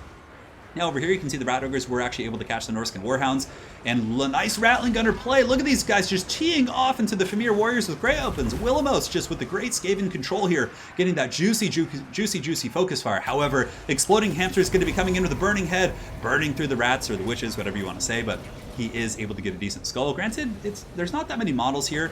Oh, here comes some rats. Here's, not rats, some dogs. The Norscan Warhounds are coming in. Are they going to get intercepted? It looks like these Skaven slaves are going to be able to head those guys off. But look at this. There's an undefended Zap Cannon in the back. If Exploding Hamster is able to get these guys and get on the Zap Cannon, that would be a huge value chain. Because look at this. He has the dogs here onto the Zap Cannon. Then he also has the Natty Bubo Sharpshooter. So many opportunities here, but we'll see if he takes advantage. Now, the Norscan front line, doing pretty good. Marauder Berserkers, of course, are fighting against the Council Guard. So Willamos does have the Council Guard, a very nice holding piece against his Norscan onslaught. Wolfric really hasn't been able to do much. And somehow, I don't know how this is possible, but somehow these filthy rats are still holding. I mean, despite the fact they're fighting like, Famir and Marauders and things like that, they're holding firm. Brutes of the Hound doing a pretty good job, up to only 40 kills, but they have grinded through Rat Ogres as well as some Clan Rats, so they've almost paid for themselves. Javelins are throwing in here against the Rat Ogres as well, which is pretty good usage. But you know what, guys? It's looking like the Skaven might actually be able to hold this. Man, they've done a really good job defending these gun lines. They have the Rattling guns here, they have the other ones, the Giselles are online, and the Famir are getting pushed off. I mean, the Rat gunfire is just doing a great job, and Skrulk Daddy with Council Guard support is actually holding firm. Insane stuff. So if we look over here, Rattling Gunners are back online. They're going to be shooting at the Famir Warriors who are approaching, but we do have some dogs coming in. So this is the chance for Exploding Hamster to get back in. He needs to get some pressure. He needs to tear apart some of these guys. But oh, a torrent of fire just going after Wolfric, just being torn to shreds by the Zap Cannon, by the Rattling Gunners. I don't know if Wolfric's going to be able to hold. He's up on the Mammoth. Oh, he's just being Last Samurai'd so hard. He's 400, 200, 100 HP, 67 HP, and down goes Wolfric. He is sniped off his mount here by Ikit Zap Cannon and the Rattling Guns. Man, beautiful stuff. So it looks like Norsca is pretty much in shambles now. The Berserkers and company are just worn down through summons and attrition, and I actually really thought that Rat front line would break a lot quicker, but Willamos did such a good job protecting his guns. and was able to pretty much just keep everything online. I mean, both players played well for sure. And you can see here that the Familiar Warriors with great weapons are going to get shot down, and now it's Roots of the Hound. And that's going to be game 1 for Willamos. Man. Yeah, Clan Rats got chevrons. I have no idea. I am actually genuinely curious about how those Clan Rats held for so long. But the Rattling Guns just put in work this game. They just tore apart the Familiar. They tore apart a lot of the big threats. And he did a really good job defending them against the Hound pressure with the Rat Ogres and stuff. So, yeah. Wow. What a game. What a game. Well played. Well played indeed. All right, so we're going to be going on to game 2. I really thought that, 4 weapons pieces would be too much to protect against that type of hound pressure, but Exploding Hamster did a really good job with his hounds too. He was able to really get in the creases and folds of that army, but it wasn't quite enough. All right, so the next map here, let's go ahead and pull it up. It's going to be Tarantula Coast South, which is a bit of a strange map, but I want to try and add in some new maps.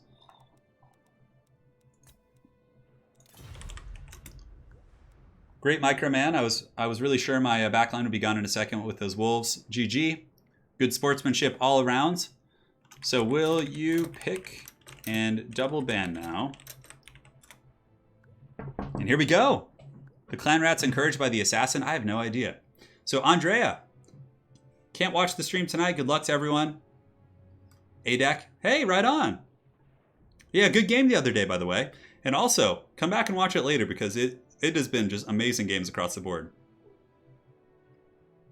Turns out mammoths didn't go extinct because of climate. It got warmer, but because of the Skaven. Who knew? Yeah, apparently so.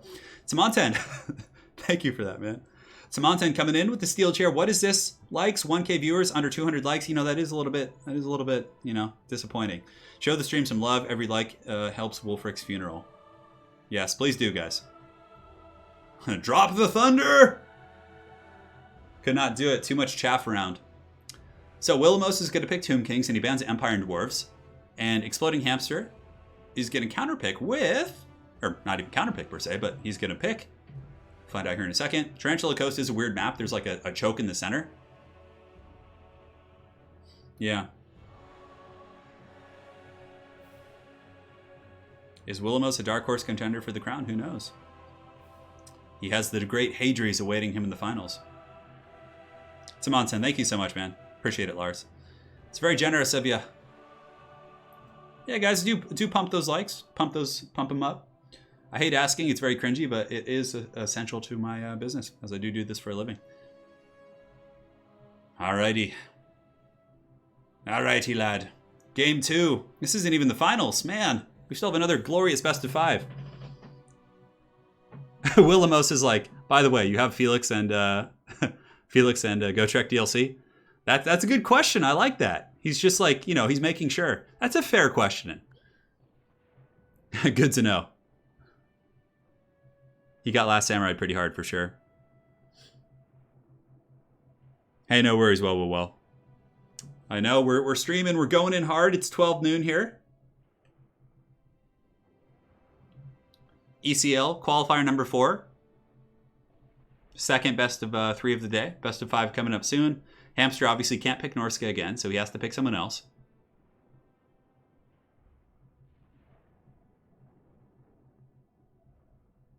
Grimgor should be able to buff units around him so he can be competitive. Yeah, I think so. I think Grimgor could use some nice cool. I bet you when the greenskins get reworked eventually, if they do, they'll change Grimgor. Like 100%. Oh, the greenskins. I'm pretty sure Exploding Hamster is a greenskin main too, so I'm really excited to see what his approach is against the Tomb Kings here. I have a feeling we're going to see Great Bows from Willamos, just based on what I saw from his playstyle last game.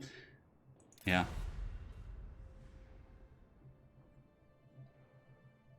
Mind game level pro.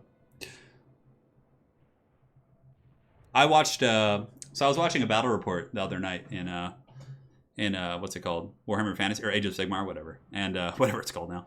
And GoTrek is now in the game. So GoTrek has a model, and man, he is the destroyer of worlds. So in this battle report, GoTrek was GoTrek allied with the dwarves, the free cities of Sigmar, and then I think the other faction was the Lizardmen, because they're all in order, so you can like ally them. And Gotrek was like leading the army, which is hilarious. So Gotrek gets attacked by Skarbrand, the Greater Demon of Khorne. Skarbrand like does like barely scratches him, and then Gotrek literally decapitates him in one swing. It was brutal. And then the Khorne player was like, all right, well, you know, let's send in another Bloodthirster plus some like Blood Crushers. And Gotrek tanked them and like killed like all of them. It was insane. He's so powerful on tabletop. Gotrek is insane. Are we just copying Riggs and Hadri's? Exploding Hamster says possibly. Yeah, that's funny. Because we didn't have this matchup earlier. Exploding Hamster's on the ropes here, guys, but he's certainly not out. Obviously, he's a very skilled, micro-intensive player that, you know, can pull this back. Yes, it was re-rolling once. Chris K. That's my favorite Age of Sigmar channel. Or Warhammer Fantasy channel, essentially. For watching, like, battle reports, they're really good. I love re-rolling ones. It's such a good channel.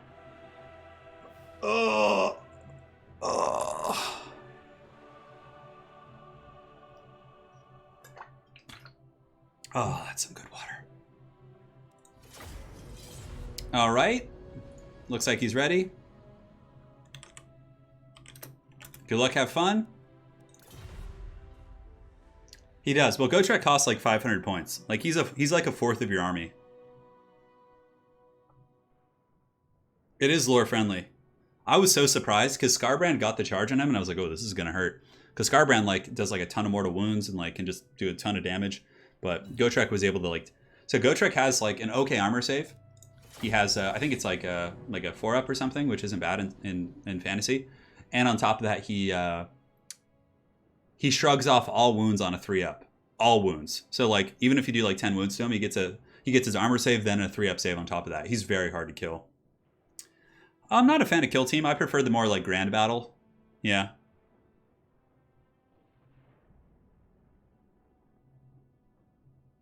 He only ever takes 1 damage too, yeah.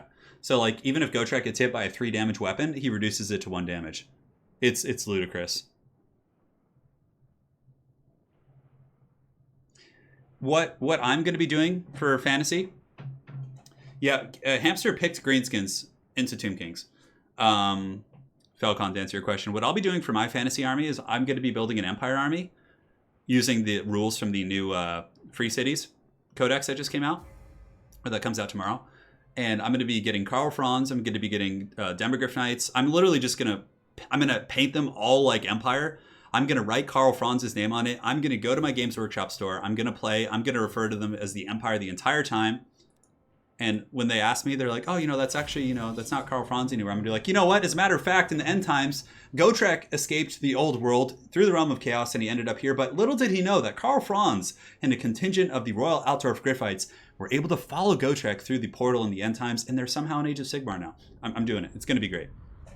But I'm going to have halberds. I'm going to have all the classic stuff, but with Gotrek as well. So Gotrek's going to be in my Empire army, which is going to be super fun. But I do have to use the Age of Sigmar rules, of course, for the Free Guild General and, you know, the Free Cities. But yeah. Mezcal Ito says, I'm going for Willamos now. He's impressed me with his rat mastery and ratsery. I do play 40k. I play once a week. I play in a competitive 40k league. It's a blast. So this map is an interesting one. It's a little bit strange, but I actually think it's kind of fun. It has like this choke in the middle. It has some flanking options. Yeah, we'll see how it goes. But yeah, I'm going to make an Empire army in fantasy. I'm actually really excited for it. Franz will rise once again. Because you still can get the model for Karl Franz. It literally has his name on it too. Yeah. Oh, the players are messaging me? You're saying? No, they're just saying like good luck, have fun and stuff. Yeah, you can see just let's roll, good luck, have fun. No worries.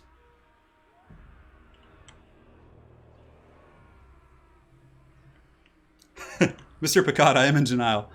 It's like I love the setting so much. Look, yeah, it's going to be fun. You take that back. He lives. You know, as a matter of fact, Mr. Picard, if you really want to get technical about it, Karl Franz and Balthazar Gelt are heavily inferred to, I'm pretty sure, to still be alive. I think Balthazar Gelt gets revealed as a Stormcast Eternal, and I think Karl Franz is the one of the main characters in the Stormcast. But obviously he has a mask on, you don't know it's him, etc., etc. Yeah.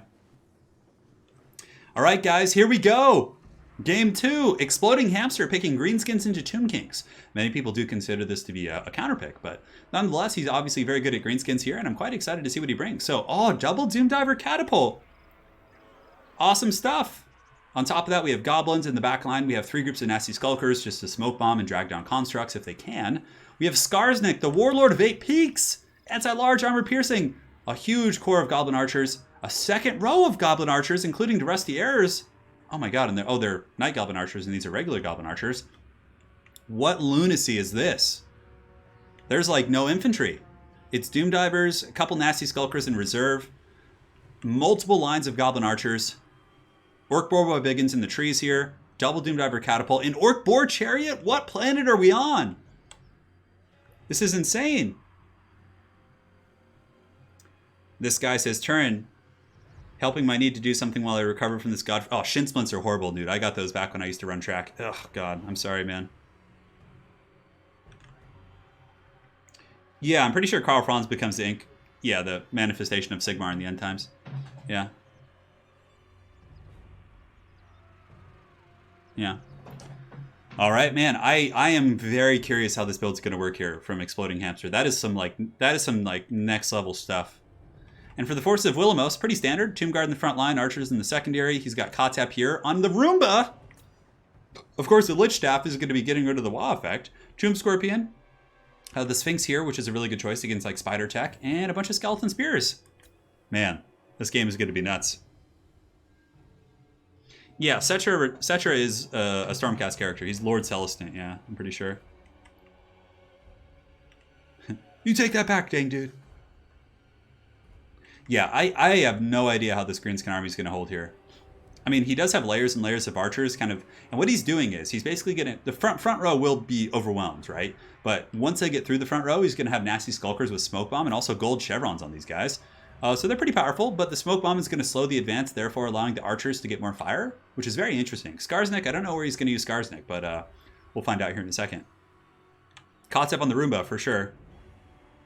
So here you can see the Roomba is going to be dropping some bombs here on the goblins.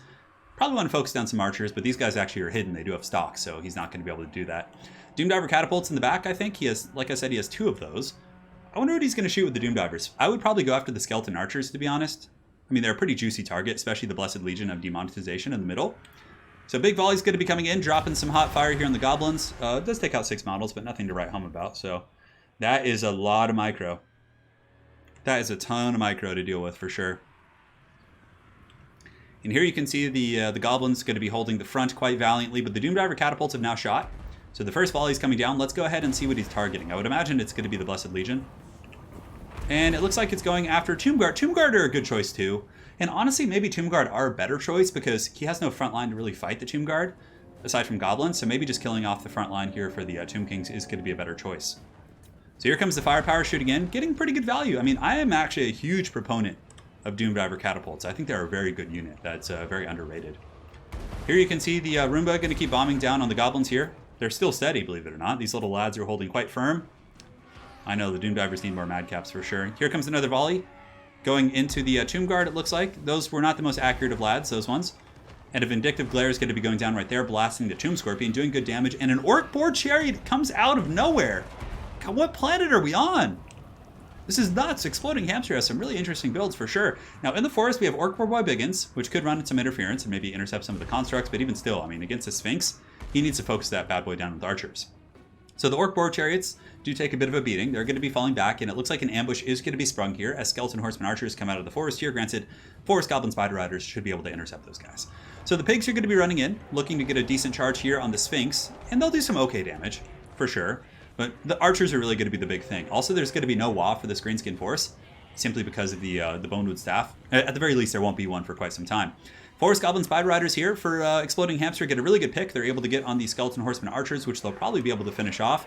Orc Boar Chariot running into some of the spears, halting their advance. So good play so far, but now becomes the real kind of test. Like, how is he going to hold this onslaught, right? Nasty Skulkers are surging forward. Goblin Archers are returning fire, but they need to pull back and fan out a little bit, I think. Oh yeah, and you can see there's more pressure on the other side as well coming in from Willamos. Kotep sitting in the back as well, just dropping some Roombas and just casting spells on himself. I'm surprised. I mean, I guess you just want to keep shooting. Yeah, and the Skeleton Archers really tearing apart the Goblin Archers. I mean, it is not a good trade for them. Skulkers have engaged in the front line, but they can't hold for long when there's big terror-causing monsters nearby. I mean, Goblins, you can't expect them to, right? So the Tomb Scorpion, as well as the War Sphinx here, doing a really good job. And, you know, Greenskin Cav, even the anti-large, what they're meant to fight, they're still probably going to lose. They're just incredibly haggard and have pretty poor stats. Now, over here on the far side, Skarsnik is able to finish off the Skeleton Horseman Archers. Doomdiver Catapult, unfortunately, does get punched off, which is really, really unfortunate for him.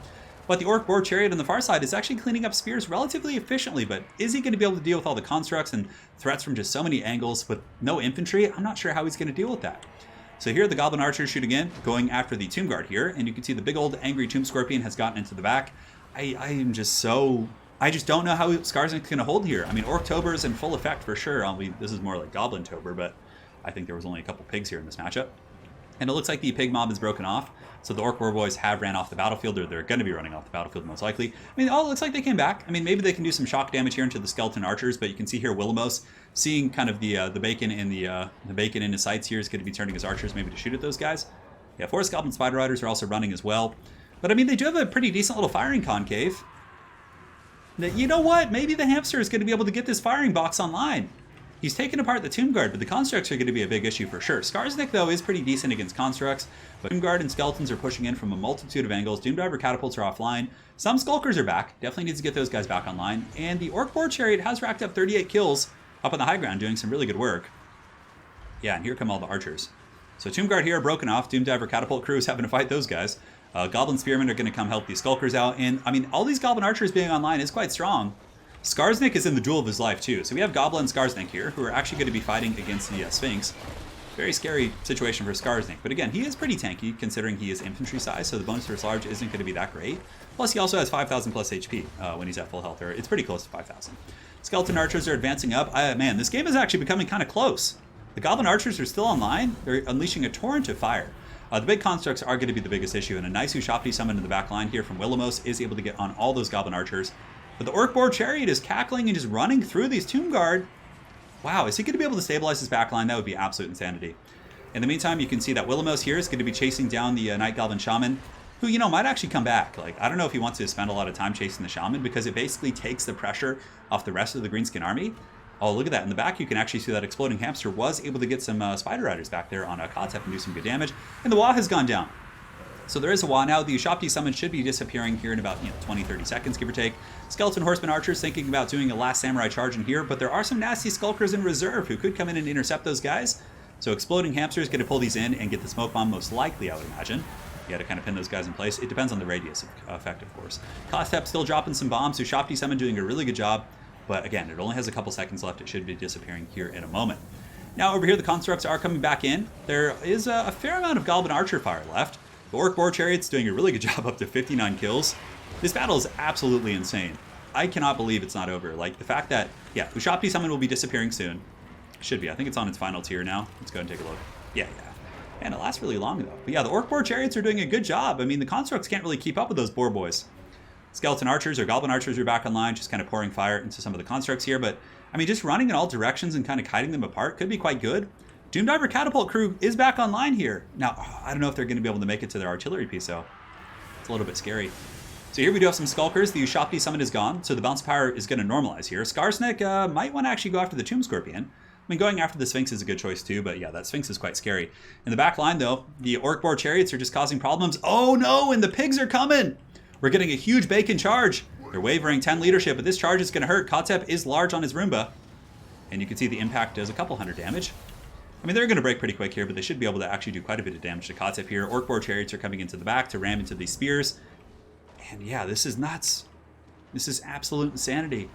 Nasty Skulkers are going to be surging back here. Doomdiver Catapult's back online. That is huge. That is really big. Goblin Archers are back online as well, but back here it's a little bit of a disaster as this Tomb Scorpion is just rampaging through these lines. And I would imagine the little Goblin Caster might have come back as well. I'm trying to look for him in the forest here, but I don't see him, so...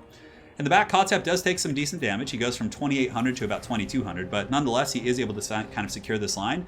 But what's really brilliant about this Orc Boar Chariot is that it's pulling away the Sphinx. The Sphinx isn't back here kind of ravaging these lines. It's chasing down, a chariot. So at this point, I think the Sphinx might as well go back over here because I don't think the chariots can really do anything against Kotep and his spears. And this is a really close game. Very well played to both players. I mean, this is even stressful for Willamos, too, because he's having to chase so many different threats. So here, Tomb Guard are going to be coming in, taking some heavy fire as they do approach. Skarsnik is going to have to get his hands dirty, but it looks like he's going after the Tomb Scorpion. Skarsnik could probably beat this Tomb Scorpion in a duel. He does have anti-large AP, also has poison attacks, and has quite a bit more HP. So at this point, Skarsnik could potentially do it. Here he comes, getting a decent little attack right there, but it looks like the Tomb Scorpion does get that attack animation, which creates some separation. And now the goblins basically need to fan out and kite and just, pull the Tomb Kings apart. This is quite a legendary battle for sure. Because it's already a matchup that's pretty hard for the Greenskins, and such an unorthodox, risky build like this. It's crazy. So the Night Goblin Shaman's back with the Wand of Jet. He returns. Skarsnik is beating down the Tomb Scorpion, which is going to be forced back. The Roomba Master over in the deep from Willamos getting some nice shots against the Doomdiver Catapult, but man, all these different assets being back online is so freaking huge. Tomb Scorpion has to be careful because Skarsnik can give him the business. So if we look here, you can see the Night Goblin Shaman is in a bit of a pit fight. Orc Boar Chariots pulling in once again, but they need to keep running. This is like Jurassic Park. It's like the T-Rex chasing the Jeep. Yeah, get out of there. You need to run, buddy. Orc Boar Chariots are holding on firm. And look at this. Suddenly there's like a whole wave of goblins with no Tomb Kings in sight. I mean, here we do, of course, have some Tomb Guard over here, but I actually think that the Tomb Kings are going to lose this. I think that Skarsnik plus all the archers are going to be able to drag down the big constructs. I can't believe it. Absolute lunacy. Now, as far as kills go, on the little goblin, he's up to a whopping 10 kills. The Orc Boar Chariot is probably coming back here to finish off the Tomb Guard, who have been smoke bombed. So Exploding Hamster ran those guys out there. He smoke bombed the Tomb Guard. He pins them in place, and now he's shooting them from all angles. So some Skeleton Archers still doing some pretty good work. But Skarsnik, the Warlord of 8 Peaks, is relentless, guys. He's relentless. And the Tomb Scorpion's going to be coming in for a terror route right here, but Skarsnik is happily waiting, spite of the bad moon being popped, which is going to give expert charge defense. And he gets that really big charge right there. Outstanding stuff. Outstanding stuff. Tomb Scorpion here, almost crumbling. Do the Nasty Skulkers have a smoke bomb, though? If they do, that Tomb Scorpion could actually go down right here.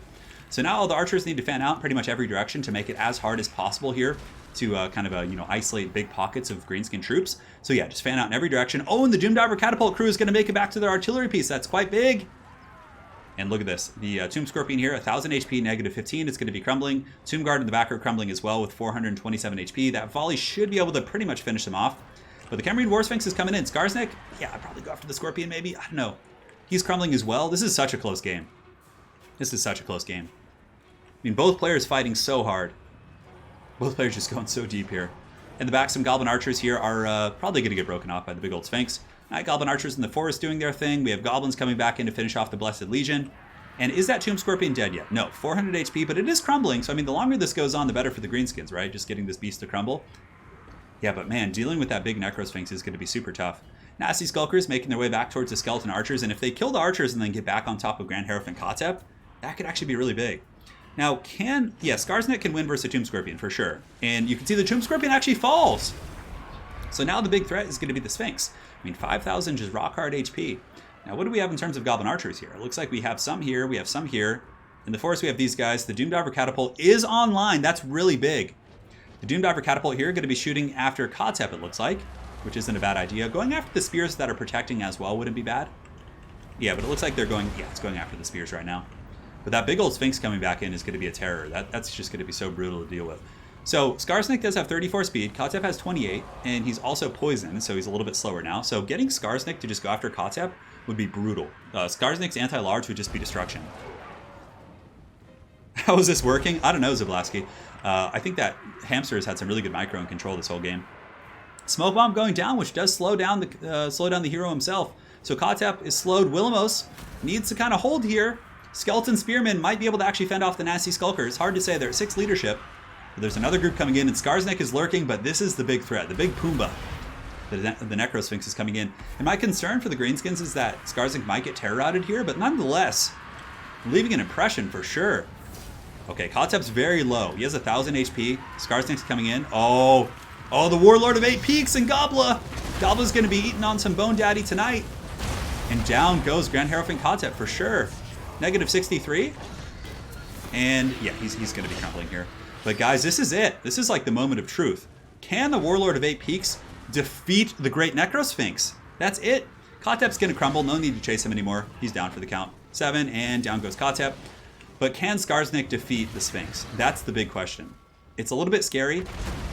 It doesn't look like it. He's having a really hard time. He might be able to get like a smoke bomb and get some help, because that Sphinx is just giving him the business right now. Doom Divers are still shooting. We have some Goblin Archers. Man, the problem, though, for the Goblins here is there's, like, no firepower left. So, yeah, so this is his best chance. Just fight in, like, a blob. Oh, my God. What a game. What a game. This is insane. Oh, is the Sphinx actually critical binding? Skarsnik holding on. But once his Skulkers and his other troops kind of retreat, he's going to be naked and alone. He gets a pretty big blow right there, for sure. Now, what would be really powerful would be like a wall right here. But yeah, that Sphinx is just doing so much damage to Skarsnik. It has 56 melee attack, which is better than his melee defense. So he's going to be able to make pretty good contact. But the Sphinx is actually crumbling a little bit. It was at -1 there for a second. Skarsnik has poison as well, which is huge. Archer fire's coming in. Doom Diver Catapult crew is, yeah, they're breaking as well. But the Skulkers are back online. Oh my God, this is such a crazy game. Is Skarsnik going to be able to do it? He has some Goblins helping him. 2200 HP against 3100 from the Sphinx. Him and Gobbler are going deep. He's going deep. Oh, man. It's hard not to root for Skarsnik here. 2200 HP against 28. Goblins are going to be surging back in. I mean, thankfully for Skarsnik, he is a Footlord, so he's not going to be suffering against that bonus first large. Oh my God, and Skarsnik gets the contact. And the Goblin Archers are coming back in. Now, what would probably win this for the Greenskins would be some crumbling. So if the Sphinx started to take crumbling damage, I think at this point you stand and fight too. There's no sense in running. Oh my God. Oh my God. Skarsnik. He's doing it. -20 on the Sphinx. He's doing it. Oh my God. Look at him getting in there. That bonus first large is huge. But guys, this could all be gone in a second if he gets terror rotted. Like, if he gets terror rotted by the big Sphinx, that's it. That's probably game over. The Greenskins would still even lose maybe at this point. But Skarsnik holding firm. He's like, I've had enough schemes. It is time for the Goblin Empire to rise. -37. Goblin Archers charging. They're going to be charging and getting a rear charge penalty. And oh my God, the Greenskins won it. That's absolutely insane. I can't believe it. Oh my God. I did not think that was possible. That build was absolute lunacy. So we had a donation from SSIO. He says, hey, Turin, great content as always. You should look at Man-at-Arms Reforged. I have. I've seen a ton of their videos for Galmaraz plus the Chainsword. I've seen it. SSIO, thank you so much for your support, man. Very timely as we have that glorious victory. Yeah, Skarsnik isn't large. He counts as infantry. But he has pretty good mass. He doesn't get knocked over easy because of the Gobla. Wow. I can't believe that. So guys, Exploding Hamster, back in the game. That was only game 2. Yeah, crumbling is a great mechanic. Indeed, on the edge of my standing table, says Exploding Hamster. Ah, you too, a standing table, a man of taste. I think I would win, but I didn't want to abuse the... Oh my God. That's insane. That's insane.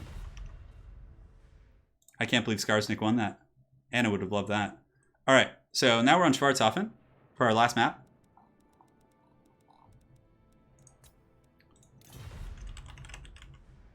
Okay. Hamster, pick and ban. Go, go. A game for the ages. I don't know, Arrow. I don't know how that happened. Schemes. Trixie. Everyone in chat just on that Skarsnik train right now. Oh my God. Yeah, but I have seen Man-at-Arm Reforged SSIO. I'm a pretty big fan. It's great stuff. Willamo says I had a minor heart attack there.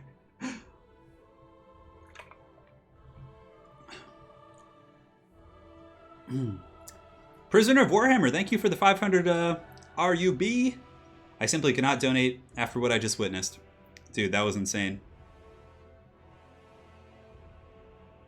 So afraid that army take goblins and don't care about enemy ammo, yeah. Turn, you gotta cast it, name it Dirty Dancing Feet, DJ Kotep and Goblet. Dude, that was some dirty dancing. Yeah, Crumbling does pretty good damage, yeah. It's good because they don't run, they're fearless, so they should have some downside. Alright, so Exploding Hamster picks Lizards and he bans Tomb Kings and Skaven. Although banning Skaven isn't necessary because they've already been played, but yeah, it's fine. When you play any undead and your lord dies for some reason, yeah. Man, that was insane. That was probably one of the best games we've ever had in ECL. I can't place him. Correct. So you can ban someone else if he wants to.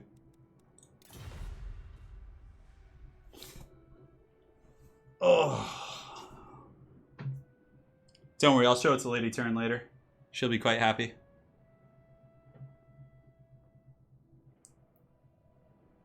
Yeah, we've had a lot of great games today. It's been a good run. Like, every series has been contested, competitive, back and forth. And now we have even more. We have a best of 5 final after this, so that's pretty sweet. No, when they refer to Lady Turin, they're referring to my wife. Happy Odichi. Yeah. In that case, I ban Vampire Coast and the Empire. Yeah, all right. I bet Willamos is wondering what he's going to bring here. Captain Cheese Skewer, I'm thinking about starting 40k tabletop, but can't decide to start with Orcs or Ynnari. Dude, so let me tell you something. Orcs and Ynnari are both very... So Captain Cheese Skewer, thank you so much for your donation. Firstly, and to answer your question, Orcs are a top tier army. They're very competitive, they're very fun, they're very fluffy. Ynnari, Eldar, are very competitive. They win a ton of tournaments, but if you want to play Orcs, just be aware that if you want to have a good Orc army, you need to have a ton of Orc boys. So you have to be willing to paint like 120 models, if not more. If you don't mind that, and you love the Haggard aesthetic and the kit bashing on Orcs, they are so fun to play. They have awesome stratagems. They just swarm. They're just badass. They're really cool. But typical Orc armies in 40k are going to have like a huge amount of boys with like Ludas and mechs, big mechs with the shock attack cannons. And Orcs are just so fun to play. Like, I love watching Orcs play. Like, I play against them all the time, and they're awesome. Now, Eldar, to be really good with Eldar, you typically have to be a fan of Flyers. So if you don't like Flyers, I wouldn't recommend it. I mean, Eldar can play other ways, but typically they really rely on Flyers and kind of obnoxious units like that. I would recommend Orcs, man. They're pretty easy to paint, too, with the new contrast paints and stuff like that. So 40k Orcs would be my suggestion for you, man, if I have any input. Again, you're going to have to paint a lot of models, but once you're through it and you get that glorious, slick-looking greenskin horde, it's pretty fun, man. I'm more of a fan of Orcs in 40k.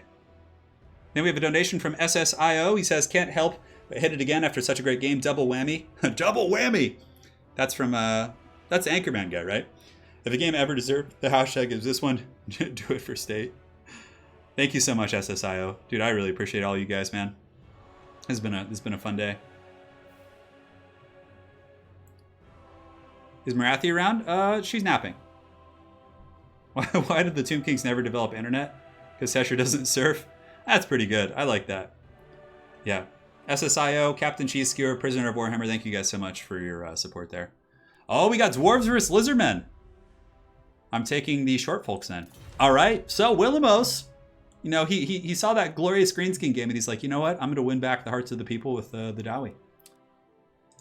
Potentially. I wonder what you know what would be, I mean, I don't know. It'd be pretty crazy to see Hamster try and bring like a Razor Dawn build or something. Yeah, Orcs are so fun. Orcs are so fun in 40k. You basically just run like 190 to 120 Orc boys and swarm your opponent while shooting them with Ludas. Use the jump to like jump your Ludas into firing range or like to jump some like Mega Knobs. Like, they're so fun. I used to sit on monoliths on objectives to make Eldari cry. That's really funny, actually. Yeah, Necrons are a really cool army, too. For sure. I think this matchup is pretty good for Dwarves, actually. I mean, Lizardmen have a ton of good AP options as well. I mean, both armies can win this. For sure. Turin, will you do the upcoming Mortal Empires campaign modded or vanilla? Probably vanilla. I know, like, Lore Master of Sotek, when he does his campaigns, he uses a mod to double the amount of points you get for leveling up, which I think could be cool. But I like to do vanilla just because, you know, if there's newer players, like, and they're kind of, you know, not using mods and things like that, I like it to be a point of reference for them. I don't know, though. Maybe. I mean, maybe we'll use, like, a turn time destroyer or something. But the thing is, since I'll be doing Alberic, like, there's a chance I might go to Lestria since I'm on the coast. So, I don't know. Excuse me, guys. I'm going to go get some tea real quick.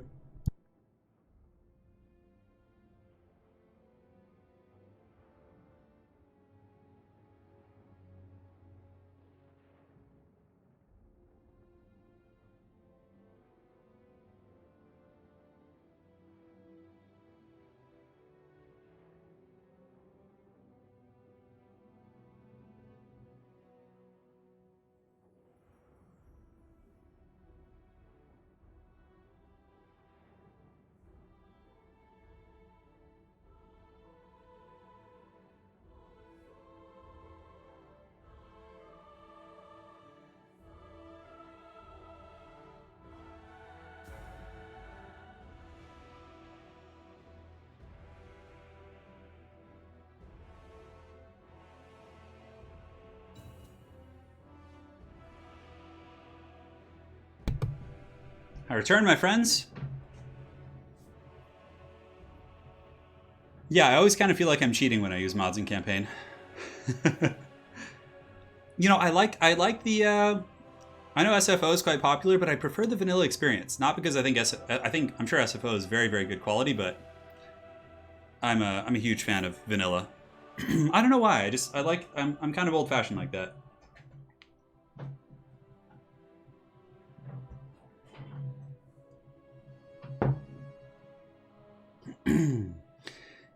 Yeah, I mean, you could do a Kroxigor smash and just do a threat overload. Zablasky raises a good point, for sure. I think that's a valid style of play. You basically just mash Kroxigors and infantry and just swarm. And, I mean, obviously, yeah, you're going to be taking firepower, but it's like a threat overload. Ideally, you have so many threats that your opponent can't effectively deal with them all. And mixing in a couple, like, Feral Bastillodons isn't bad. They only cost, like, 650, so throwing one of those in as, like, a bullet magnet isn't bad. Yeah.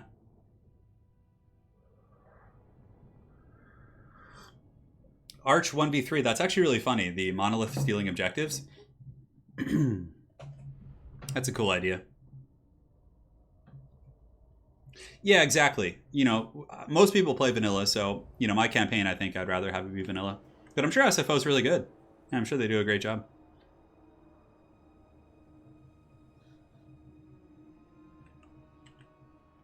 Oh god. Bubba's Big Blast, my least favorite faction to play against in 40k is Tau. I hate it so much. Oh god, if Tau get to go first against you, it's just like, oh, it's such a wretched experience. I mean, I won my last game against Tau, and they used the Taunar, which is literally like a giant Fisher Price toy. It's like a model that's like as big as Wookiee. Turn, you should use the faster end turn camera mod. Yeah, Thomas Green. Maybe I will. Mods like that could be quite good, like quality of life stuff. I hate playing against Tau. Oh, God. It's like one of my favorite feelings in the world when I beat Tau, as it pertains to 40k. And, like, Tau just shit on Death Guard, too. It's, like, a horrible matchup for pure Death Guard. They're one of the reasons I stopped playing pure Death Guard. It's like, one of the guys in my playgroup is, like, plays only Tau, and I'm just, like, my army was just so slow and just getting gunned to pieces. So, I switched, and now I play regular Chaos with a huge Cultist Horde. So I'm able to weather the firepower and punch back pretty good with Obliterators. Turn, do you think CA will ever do 40k Total War? Yeah, Remy, I think they will someday. I mean, they have a good relationship with Games Workshop, so. Arch 1v3. Necrons isn't bad, but Tau should be ashamed of yourself. No, I'm just kidding. I understand. I understand the appeal of Tau. It's like these giant Gundam wing mechs, and they just do a ton of damage, and you just get to sit back. All right. So anyways, guys, back to Total War Warhammer. Game 3 in this epic series between Exploding Hamster and Willamos of the Sacred Band. So for the army here of Exploding Hamster, it's going to be Skinks in the front line. In the secondary line, Red Crested Skinks, who obviously will be pretty efficient against Dwarf Chaff, like Dwarf Warriors and Miners and things like that, and even okay against bigger targets. Now on top of that, we have 2 Ripperdactyl Riders. Looks like there's going to be 2. Yes, they're going to be in Vanguard, so interesting choice. I mean, great AP values, bonus versus infantry, but very squishy, so you need to be careful. Slayers or Gunfire or Bowfire will take them apart very fast. We have his Royal Thickness up on his steed, which is it's a big target. If the dwarves go cannon heavy, it could be really dangerous for him, and there's 2 cannons. I'm a little bit concerned for his Royal Thickness here. And on top of that, we have a Feral Bastillodon. We have an Ancient Salamander plus Feral Cold Ones. Man, Hamster's builds are just wild. It's absolutely wild. So we'll see what happens here. Now for the Dwarf Army. In the front line, it's going to be Miners with Blasting Charges. An excellent choice here by Willamos. These guys are going to be able to roast Skinks all day with their Blasting Charges. Dwarf Warriors in the secondary. Slayers on the flank. So Slayers here, and I think he has some on the other side as well. Dragonback Slayers. But he needs to move them back here to protect the artillery for sure. And regular Iron Drakes. Man, what a wild stream we've had today. So they have been buffed. I don't really have much to say on them because I don't have much anecdotal experience, but I'm quite curious to see how they do. We do have a Rune Lord with Rune of Wrath and Rune, which is just a huge slow, and a second one that also does have a slow plus the Hammer of Carrick Draz. So very cool Dawi army. We do also have some Gyrocopters with Brimstone guns for steady anti-large.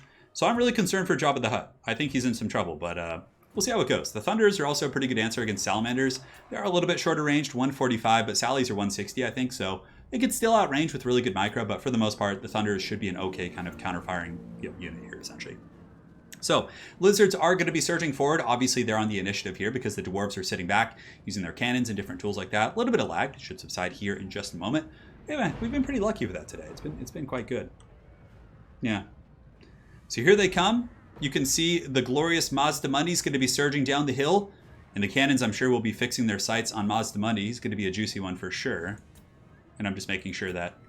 sometimes people will join at a spectator slot and it'll like lag the game and you'll be like, why was it lagging? And then that explains everything. Anyways, on the far side, Rune of Wrath and Ruin has been used on the Ripperdactyls, who are now down to 26 speed. So the Thunderers might be able to catch them. Oh, but the cannons tearing apart the Ripperdactyl riders, which can't even really juke because they're slowed. So that cannon doing huge damage to Exploding Hamster's Ripperdactyls. Those guys need to be careful. However, the upside being is that the rest of the Lizard army is getting to advance pretty much unimpeded. Mazdamundi's going to get in here. He's on his toilet seat. He's pissed, or not the toilet seat, but I guess he's on his porcelain throne now. The big old throne of the Lizard gods here. The anti-large coming in from the gyrocopter is quite good as well. Of course, Mazdamundi is a large, thick target, so the gyrocopter is going to get some extra kind of boost against that guy. And here in the front, like I said, blasting charges are extremely good at taking out skinks. I mean, that's so much value. A unit that costs like 400 just doing so much damage and basically accruing its gold back instantly against the skink cohorts. Over here, Feral Cold Ones have attacked into Slayers. Not the best situation there. And you can see the Ripperdactyls in the high ground are going to be coming back in from both sides. But the Thunderers are very aware of their presence. Mazdamundi needs to get in there and shut down these guns. Like, if he doesn't, it's going to be a very, very bad day for the Lizards. So Mazdamundi starting to take some heavy focus fire. Banishment is going to be getting dropped by Mazdamundi over here. He just did use Ruination of Cities in the middle. And the Banishment... Oh, nice dodge there. Willamos looks like he was trying to dodge that, and it doesn't really do much at all. It's a little bit unfortunate there. But now the cohort of Sotek has engaged in the front line, should be able to beat down the Dwarf Warriors pretty efficiently, but I feel like the Dwarves are going to get this. Oh, and you can see the firepower coming in. The Skinks are getting just spit roasted by the Dwarves. Willamos coming in with Iron Drakes. And yeah, these guys are not going to make it into the back line. The Hammer of Karak-Draz, of course, lowers their offensive capabilities, but the Iron Drake should be able to roast them. But oh no, it looks like the Bastillodon back there causing some problems. The Dwarves are just holding firm on so many fronts, and Mazdamundi on his big old steed is in a lot of trouble here. He's getting focused down, crossfired by Thunderers. I mean, there's Runes of Wrath and Ruin to slow them, and you can see the bounce of power is rapidly switching into the favor of the, I was about to say, yeah, Sons of Grugni would make sense, right? That's kind of one of their ancestor gods. Iron Drake shooting in as well. Going to be unleashing a torrent of fire most likely here into these skinks as they do advance forward. So let's go ahead and see it. Here it comes. Dwarf Warriors rallying in front. That's a pretty epic shot, like Dwarf Warriors charging in front with the flames coming over the back. So the Dwarf Warriors are able to intercept those red-crested skinks, which will have a good trade here. And the Bastillodon's doing a good job here in the back. You know, Exploding Hamster is able to do a good job as well, shutting down the artillery with the Ripperdactyls, but it just seems like the Dwarves aren't taking as much damage as they need to be taking. It's a very scary situation.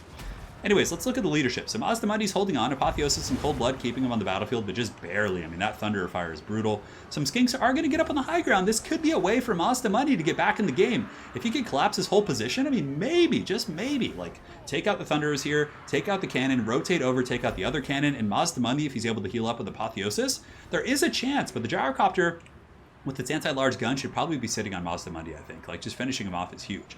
There still is another group of guns here on the far side, but the Dwarven defensive units are mostly allocated to the front line. Yeah, but the Slayers are going to be so hard to deal with too. 26 Dragonback Slayers, or excuse me, 58, chasing down the Feral Bastillodon here. Oh no, and the guns are back online. Mazdamundi, his Royal Thickness is in trouble. He's going to be dropping Ruination of Cities. It looks like it's going to be going down here, but no, he cancels the cast at the last second. I'm not sure if that was a cancel or if that was maybe a mistake. Who knows? Nonetheless, Mazdamundi's going to be coming in to try and run over these Slayers here, which isn't a bad idea since there are Skinks nearby to kind of buffer. And yeah, Mazdamundi, though, taking that Bastillodon fire, or the flying Gyrocopter Bastillodon, taking the Gyrocopter fire is quite good. 1400 HP on this bad boy. Mazdamundi, he's taking it down, though. It's getting pretty danger close for him. But it looks like the Lizards are kind of clawing their way back into the game a little bit. The fact that he's been able to shut down a lot of these backline assets is huge. And Ripperdactyls will tear apart these Dwarven Thunderers really hard. Heavy AP, bonus versus infantry, pretty big mass monsters. And that gun line should be crumbling. Oh, no way! Are the Lizards going to come back from this? That would be insane! He's been on the ropes the entire game. There is a chance, Aristodemos. There is a chance, bro. Believe me. I mean, it's slim, but the Lizards still have a slim chance to come back in this game. So here you can see in the back, the Ripperdactyls from Exploding Hamster are able to chase off the Thunderers, which now the Skinks can probably chase off. And the Ripperdactyls, yeah, could attack the cannon right here, which wouldn't be a bad idea. But it looks like they're actually going to be going after the Rune Lord, which is an interesting choice. Maybe going after the Gyrocopter wouldn't be bad also, but the Gyro is almost out of ammo, I suppose, so maybe just ignoring it is the right choice. Apotheosis is keeping Jabba the Hutt fighting. And guys, the Lizards are pulling back in the bounce of power. No way. This is lunacy. And here you can see the red-crested Skinks are going to be chasing. One is going to be going after the Rune Lord, the other one after the Broken Runesmith. There's not too many Slayers left. Oh, and the Ripperdactyls are chasing down the gyrocopter, and now Mazdamundi, the Thick Lord himself, is stable. 1200 HP. The Rune of Wrath and Ruin has kind of slowed him down, but there's nothing to really punish him. A Dwarven Cannon is going to be coming back online. But look at this, exploding hamster all over the place. And the Lizards pull ahead on the balance of power for the first time in the game. Yes, it's absolutely crazy. The Salamander's still online as well, which is a big terror-causing monster at its core. It's going to be able to really maneuver around and shut down a lot of the Dwarven guns, but it looks like it's going to be ignoring that cannon crew and going after the other one, while these skinks are going to be turning here. Yeah, so both cannons are offline. The Rune Lord is gone. This is game over. The Lizards are going to win this. This is crazy. Lord Mazdamundi getting Apotheosis again. And now it's just Slayers. It's Slayers versus the world. Man, this is outstanding stuff. These games have been insane. I can't believe he survived after taking such a beating early on. The blasting charges, Mazdamundi getting focused down. Just brutal stuff. Yeah, Zlok has like 1400 HP left, 1700 actually, and he probably has enough Winds of Magic for more Apotheosis. And now the Dragback Slayers, like, they're not going to be great versus a Horde. They're going to be taking a ton of damage from Skinks. They have zero armor. So yeah, they're going to be taking a lot from the little red crescent Skinks. There's Ripperdactyls flying around, chasing things down. The Gyrocopter is trying its best to get away, but that's going to be army losses soon. And now it's just the Slayers. And that is game. An Exploding Hamster is going to move on to the finals with 2 come-from-behind victories in a row. But I have to say, Willamos played some amazing games as well. Those were just an awesome series by both players, and Willamos' build was great. That was crazy. Yeah, Mazdamundi living was pretty big, for sure. Maybe focus firing a little bit more. Like, instead of splitting some on the Salamander, you can see here that a lot of the focus fire was split, if possible. But again, it's easier said than done. It's really hard when you're being pressured from all angles. That is nuts. All right. So Hamster is going to win that 2-1, and he'll be moving on to the grand finals. Here we go. Great games, Will.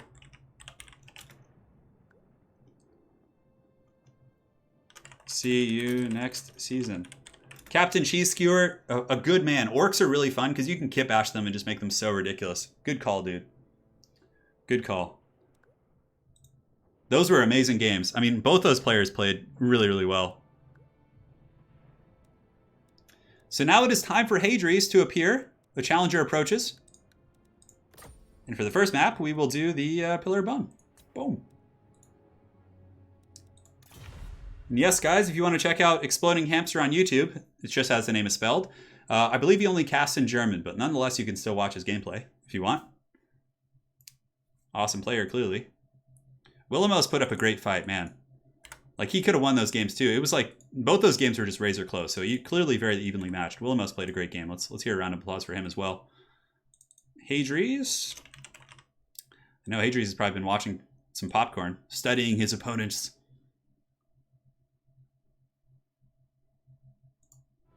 So Hadri's is here. Yeah, Hadri's has great games. So Hamster, pick and double ban first. Go time.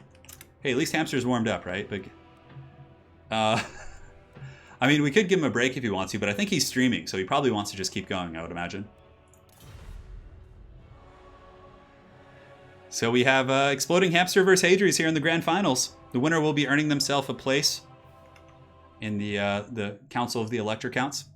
So let's go ahead and update the bracket for today. It's going to be Exploding Hamster moving on to the finals. The winner, of course, will be added to the Elector Count list with Falcon, Vicious, Satsuma, Undertaker. It's going to be good. It's going to be good and tasty. I can't believe he was able to come back from those games. I mean, I kind of saw it towards the mid game, but even still, I was like, I don't know. It's pretty grim bones here. Yes, correct. The map is Pillar of Bone. Now it's time for some tea. No break for the hamster.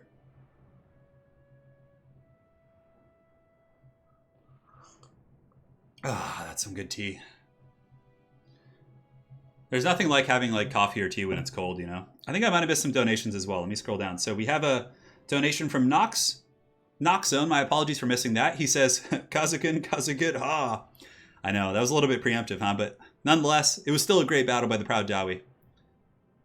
Imagine a Gotrek in there, just going ham. That could have been good for sure. Yeah, but thank you so much for the donation, Noxzone. I really appreciate that. Sorry I missed that during the game. I get a little bit caught up in the commentary. Oh, the Empire! I am really excited to see what Exploding Hamster does with the Empire. I'm really excited. He blocks Tomb Kings and Skaven. Okay. Kellen Kinder says, what's up, Turin? Been a long time since joining you live. I love the commentating and love knowing I can veg out to your streams every weekend. If I was in Cali, I'd totally hit you up. Dude, if you were here, I would gladly play. I would love to play 40K with you, man. We could do a battle. You could be on my channel with a battle report. It'd be awesome, man. We'd have a blast. Yeah. No, I don't really drink, to be honest, to answer that question. No. I drink maybe like once or twice a year. Like, and I'm talking like 1 or 2 beers. Like, I almost never drink. Not because I'm against it. It's just like, I just don't feel good when I do it. Like, I feel like my body's pretty sensitive to it. Like, to the negative side of it. Yeah. Yeah. This has been quite an adventure. Hadri's picks Dark Elves. Dark Elves vs. Empire is pretty fun. I wonder how Hadri's is going to play this. It's like, wouldn't it be funny if Hamster came in with like wagons? That would be insane if we saw war wagons. Maybe? Yeah, maybe. I don't know. Probably not, though. Probably going to be seeing like Huntsman with Marcus Wolfhart, in my opinion, some Demogryph Knights, and some Unbreakable troops in the front line. That's just kind of a general play, though. Optimus Pine says, Turin, why can't artists play Total War Warhammer? They just draw kites. That's pretty good. Dude, do you come up with these? That's pretty solid, man.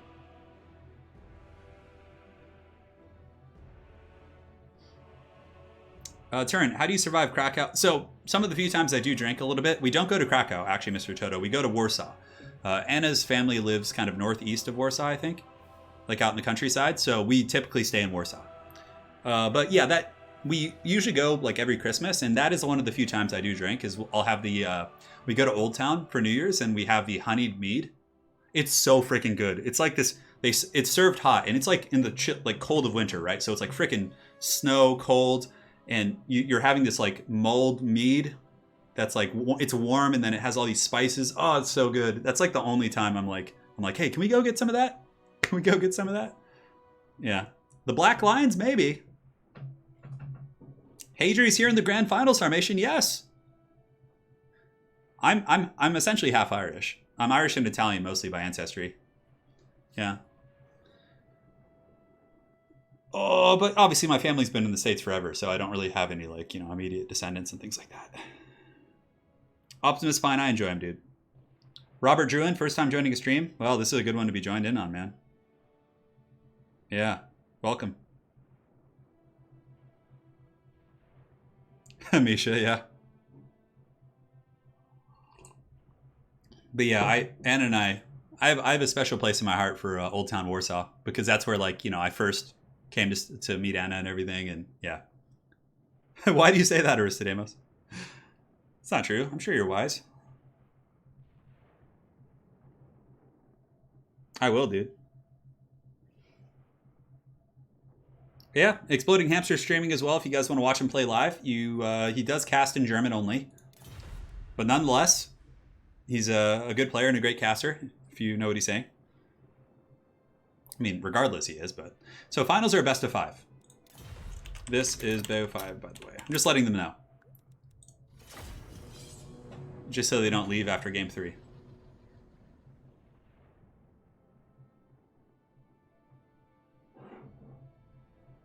Oh my god, we have like...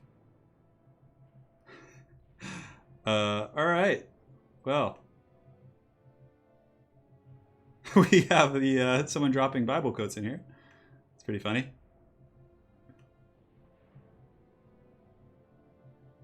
Ruger Strim says, just picturing Misha the cat on a sniper rifle keeping vigil over the Turin household. Oh my god. Yeah. Willamos, man, you played a great series, man.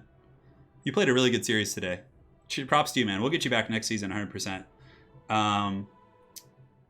Turin, best versus coast units. Archers are really good against vampire coast. Like if you're just bringing bow or archer units, they're always good against vampire coast almost. They just kill the guns, they kill the zombies. It's quite cost effective.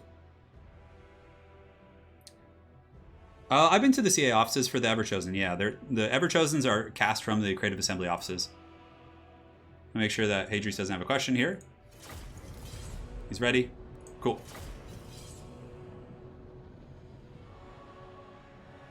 I'm not sure. MOTD? Yeah, I suppose so. Somebody could probably answer that. So I've had bots come into my streams talking about, like, you know, obviously, you know, we got dirty links coming in. We have like gambling sites. Like I've had all kinds of bots raid my streams, but I've never once had like a Christian bot join my stream and start linking Bible quotes. That's like the first time I've ever seen that.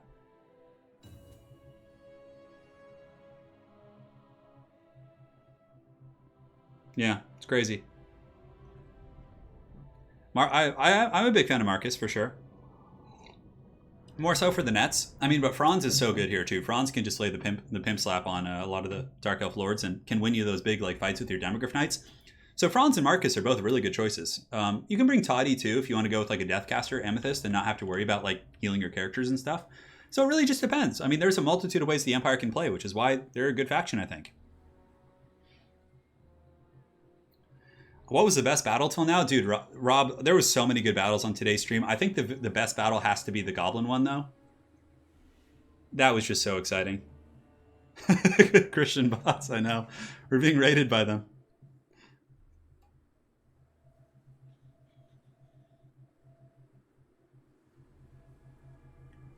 All right. So here we go, guys. I did see your message about you living in Warsaw, Cybep. I don't even know how to read that name. BVEP. I did see that. That's cool. Yeah, Warsaw is a fun city. I always have a good time there. You know, if somebody were drawing analogies to like what factions represent what nations, I mean, I know the Greenskins are kind of modeled after, you know, the hooligan culture in the UK, but I think that like Greenskins have a lot of similarities to Americans, I suppose. Very fighty. I don't know though. It's hard to say. That would actually be a funny video to talk about with like a history person. Like get someone who specializes in history and do a video on the channel about like what the cultural influences are of like all the different factions. Because I really don't know. All right, guys, so here we are. Dark Elves are coming in with a pretty big cav force. So Hadrius has Dark Riders with Repeater Crossbows, and he is a Dark Elf main. So this is going to be his strongest faction probably. We have Slaanesha's Harvesters here on the far side, pretty much a must pick. Knights of the Ebon Claw. Now these guys are very expensive, a pretty big target, but if they get into combat versus even Demogryph Knights, they can do a great job. They have a really good stat line for sure. Coldo Knights, and yeah, that's pretty much it. Spears, aside from that, looks like there's going to be Dread Spears, Sisters of Slaughter, and a Supreme Sorceress with the Lore of Death. So pretty standard competitive Dark Elf army for sure. Now for the forces of the Empire, it looks like it's going to be Spearmen, 2 groups of Swordsmen here, 2 groups of Archers, just cheapo Archers actually, very interesting. I mean, pretty cost efficient, I suppose, against like Sisters and lightly armored Dark Elf infantry and, you know, all that kind of stuff. A cannon in the back, 2 spears protecting it, and up on the high ground, it's going to be a cav fight. So we have Pistoliers, and Pistoliers, a huge cav force, Demogryph Knights, Royal Outdwarf Griffites, Pistoliers again. We got Boris Todbringer on horseback and a Jade Wizard. So yeah, it's going to be a skirmishing fight and a monster mash, basically, or a cav mash, I should say. The Pistolier is going to be kind of fighting the Dark Riders. Demogryph Knight's going to be fighting against the Coldo Knights. It's very much going to be a game of cat and mouse, and who can get that better positioning, I think. Yeah.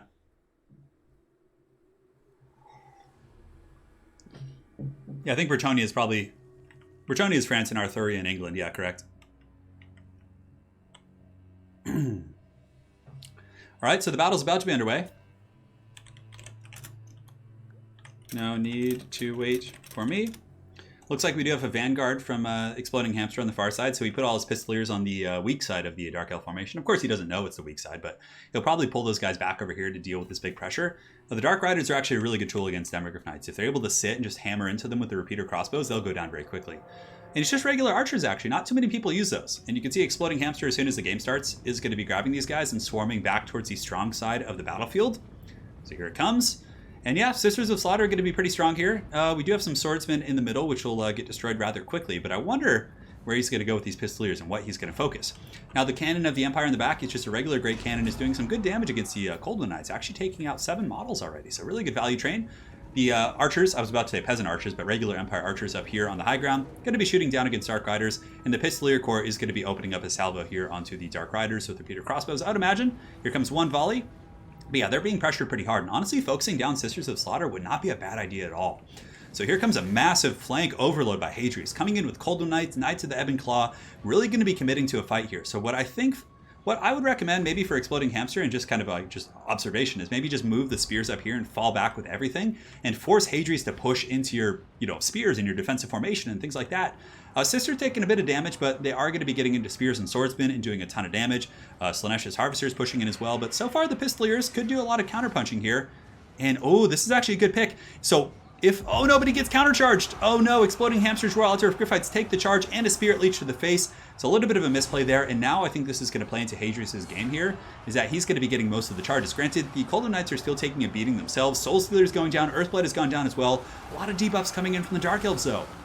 And in the front line, you can see Harpies have landed in the back. Sisters doing a good job grinding it out here. And yeah, just a lot of pressure on pretty much all fronts.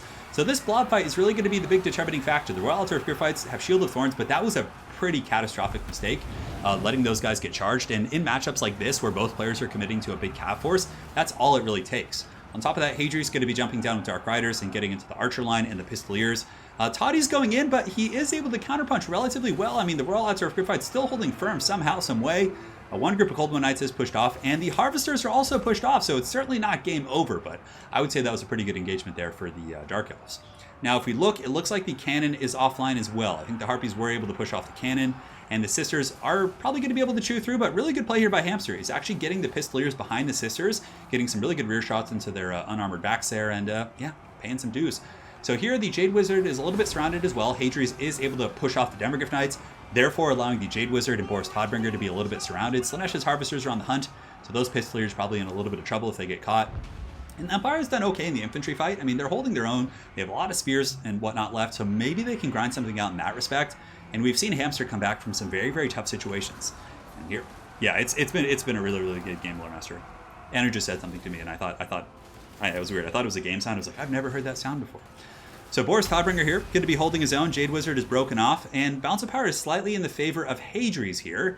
You can see there's also some archers that are back online, but Harpies should be able to clean those guys off from Hadrius here. And the Supreme Sorceress is going to be engaging against Pistoliers, but her combat stats are quite, weak. She's not going to be able to really burn them down. But Hamster losing that Jade Wizard 100%. He just got KO'd, either shattered or completely destroyed. It's really going to come down to some good Pistolier skirmishing. So he has 40 Pistoliers here. He does have another blob of 32 here. Some Demogryph Knights are coming back in, but I think the Royal Altar of Griffites really just took a beating to the bitter end here. And you can see the Balance of Power is starting to shift pretty heavily into the favor of the Dark Elves, as Boris Todbringer is very, very heavily surrounded here. Coldwood Knights have anti-large. He is pretty tanky. It does, of course, heal himself with the Rune Fang, but yeah, the Spirit Leech plus all that Focus Fire, he's probably going to be going down. And the rest of the troops, I mean, Pistoliers and Demogryph Knights are trying their best to stabilize the situation, but with Toddy being gone, Demogryph Knights mostly being offline, there are some here getting a pretty good charge. This is a really good pick here, actually, going after the very tattered Sisters. Pistoliers maybe could do something. I mean, if the Pistoliers could clean up the Harvesters plus the Dark Riders with repeater crossbows, maybe he could get his way back into the game, but he, first and foremost, in order to get back in the game, he needs to survive with Toddy. If Toddy gets taken out or pushed off the battlefield, I'm pretty sure the leaderless Empire will fall apart. So looking over here, Pistolier's going to be chasing down the Dark Elves, or it looks like going after the Dark Riders. Who has better combat stats? It looks like these guys actually do. Although they are buffed right now by their murderous prowess, so it looks like that's active on the Dark Elf force. Boris Todbringer here, going to be getting chased off. I think that's going to be game. I think game one is going to go to Hadrius. Of course, he is a Dark Elf main, so coming out with his strongest faction, and it really just came down to that really good engagement. Hadrius was able to get the jump, pick the Demogryph Knights, and like I said, it's a game of cat and mouse. Whoever gets that first good jump is really going to make their opponent pay the troll toll. What Hamster may have done differently, or maybe could have done, is pulled back behind the spears and then forced, he had the range advantage with the archers and the cannon, so force the Dark Elves to kind of come in, keep skirmishing with your superior Pistolier Corps, and then try and draw the game out that way. SSIO, thank you for the donation. Dark Elves are obviously modeled after historic House Lannister. Yeah, I suppose so. Treachery, treason. Yeah, you have Cersei type characters. Yeah. Thank you so much, SSIO. Appreciate the donation. So that's going to be game one to the Hadrius. Doing it to it. And let us see what they pick here for the next map. As I have to decide on what that's going to be. I could do Crossroads. We'll do Angui. We haven't done that yet today. GG, well played. Pick and bans. All right, so it's time for Hadrius to do his picks and bans. They can't play the same race twice. Oh, yeah, and finals are single ban, actually. Forgot to mention. Sorry. It didn't really make a difference too much. They got to play their favorite races, so who cares?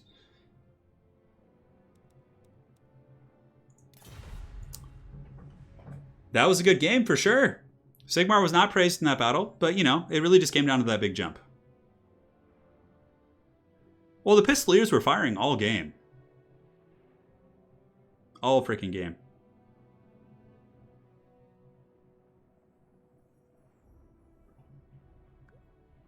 Okay, so Hadrian's going to be playing Skaven.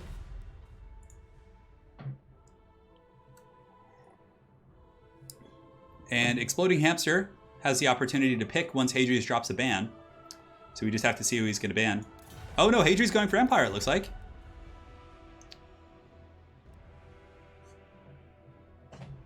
Let's see. I'm curious. We are going to be on Engui here.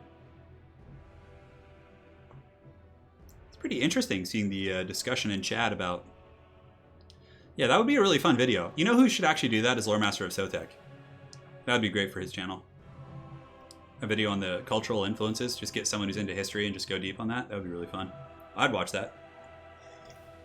And Sotek, I did see you in chat. It's been going on for about 2.5 hours. It's been really good. Like every series has gone to like the final game and just back and forth cockfights.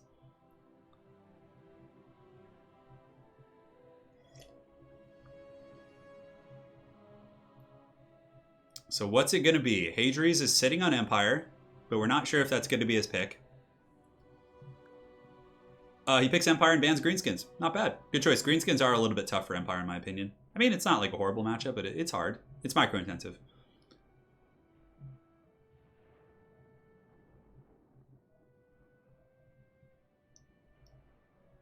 Sotek, I was saying that you should do a stream on your channel, not a stream, but a video on the cultural influences behind all the Warhammer Fantasy races. So you and someone who is very specialized in history, I don't know, maybe you are, traditional history can talk about that. That would be a really interesting series, actually. You know, going from the armor design to the cultural behaviors to the fighting styles, like it'd be really, really interesting, man. You could even do multiple videos. So you have all the knowledge of the fantasy element, right? So, like ranging down to their lifestyles and things like that. And now Hamster can picks. Hamster can pick. Hamster can pick. Hamster pick.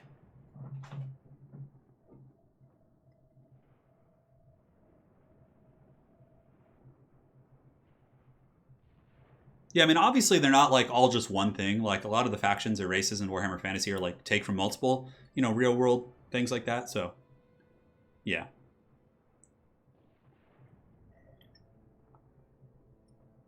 Haggis of Death. Yeah, people might get offended when they talk about Skaven perhaps, but who knows. So Exploding Hamster coming in with a pick. And if you guys want, of course, check out his channel. I believe he's still streaming this live. Let's go ahead and double check here. I'm gonna see if he is. He is. Nice. Nice.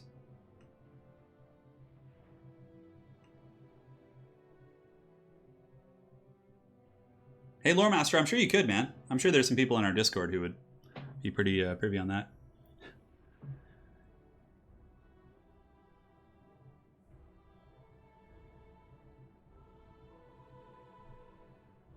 This guy, that's pretty funny. Yeah. All right.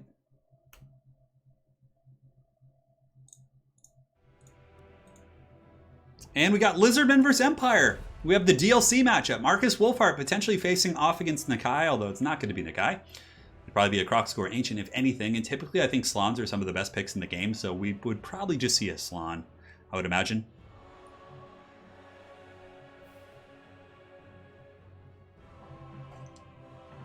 All right. Exploding Hamster coming in with the Lizards. I really want to look at the army picks, but if I do that, it shows it, and then I have to put up a screen blocker. So we'll stay excited together. We'll stay excited together.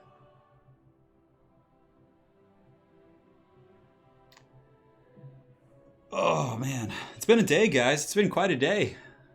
I'm going to go get some water real quick myself, guys. I'll be back in just a minute. Start when ready. So give me just a second, and I will BRB.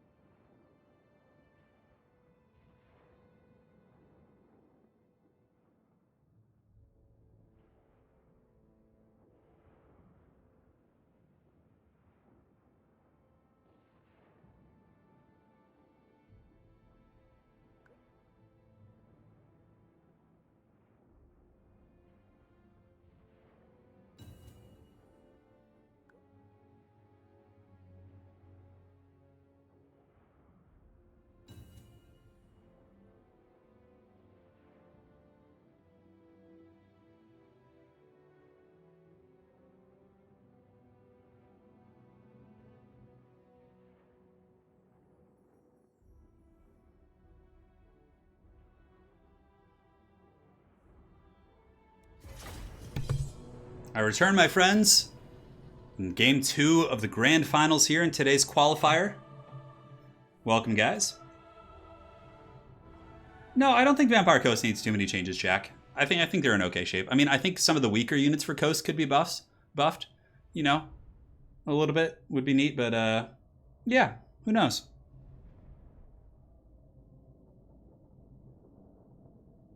All right, guys, here we are. Another fearsome showdown between the Empire and the Lizards. We have a DLC matchup between Exploding Hamster, who shall be playing the Lizards, and Hadri's, who shall be taking on the forces of the Empire. So I'm quite interested to see how Hadri's goes about this pick here. I wonder if he's going to go for an elite front line using greatswords to fight down, swords and things like that, and then use some huntsmen to take out the big targets, or if he's going to go for a cav fight, which I think is a little bit more standard probably. But yeah, it's going to be fun to see what these players do. So let's go ahead and take a look at the build of the Lizardmen, who shall be led by the Exploding Hamster. So he's going to be coming in with Mazdamundi again, so clearly he's a big fan of that big old thick Slon. As far as his Cav Corps goes, he does have Cold and Speed Riders, one Pak cohort, and it looks like he has 2 Cav units in total. Ancient Salamander, Ripperdaxel Riders, a very mixed forces army with a ton of skinks in the front line, which is not a bad choice. You don't really need elite troops to fight like Empire front lines, right? So skinks are a good choice, might as well invest your money elsewhere. On top of that, Ancient Salamander and a Feral Bastillodon to cause some terror in the front line, which is a good choice. So that's pretty much it. Also 2 Skink Skirmishers up here in the front, going to be poking and getting their little dart guns ready. Should be okay. I'm not a game designer, Arnob. No. I'm just a YouTube content creator dude. Although I'd love to, it'd be fun. I think I'd be relatively good at doing like balance stuff, but as far as like technical stuff, no way. So Demogryph Knights, Royal Altarf Knights here for the Empire, and are these just regular Demogryph Knights with lances? Interesting. So he's not going for the halberd variant against the dinos. Granted, the Royal Altarf Knights do, of course, have the halberds and anti-large. Empire Knights and Reichsguard, pretty good for running over skinks. So far I'm really liking this army. Up in the sky, he does have Karl Franz, the Emperor appears, coming to smite this cold-blooded filth from his lands. Although I like Lizardmen too, so it's kind of like, it feels weird saying that, but it's Karl Franz, he's helping out the Bretonnians who are for some reason being attacked by Mazdamundi. Perhaps a Bretonnian crusader stole some relic of Mazdamundi's and he like sailed across the sea on his I don't know what kind of boats they would have, but yeah, maybe he rode some sort of a sea lizard. So Karl Franz is here, and it looks like the Black Lions ROR Wagon, a pretty good anti-large, just anti-armor unit. 250 range is a little bit short, but I am very excited to see how this goes because with the Demogryph Knights, he should be able to smash that Lizardman mobility.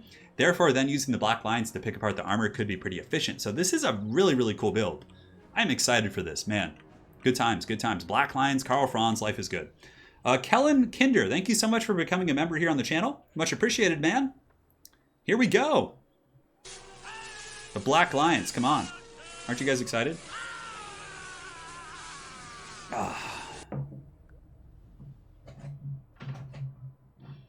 All right, guys, and here we go.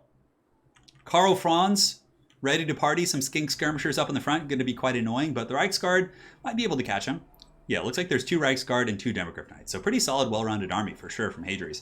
And it's really exciting to see the Black Lions. SSIO, you just, like right by the donation tab, there's something else to become a channel member. Basically, you get like a badge and you get emojis. It's the same as Twitch. Yeah.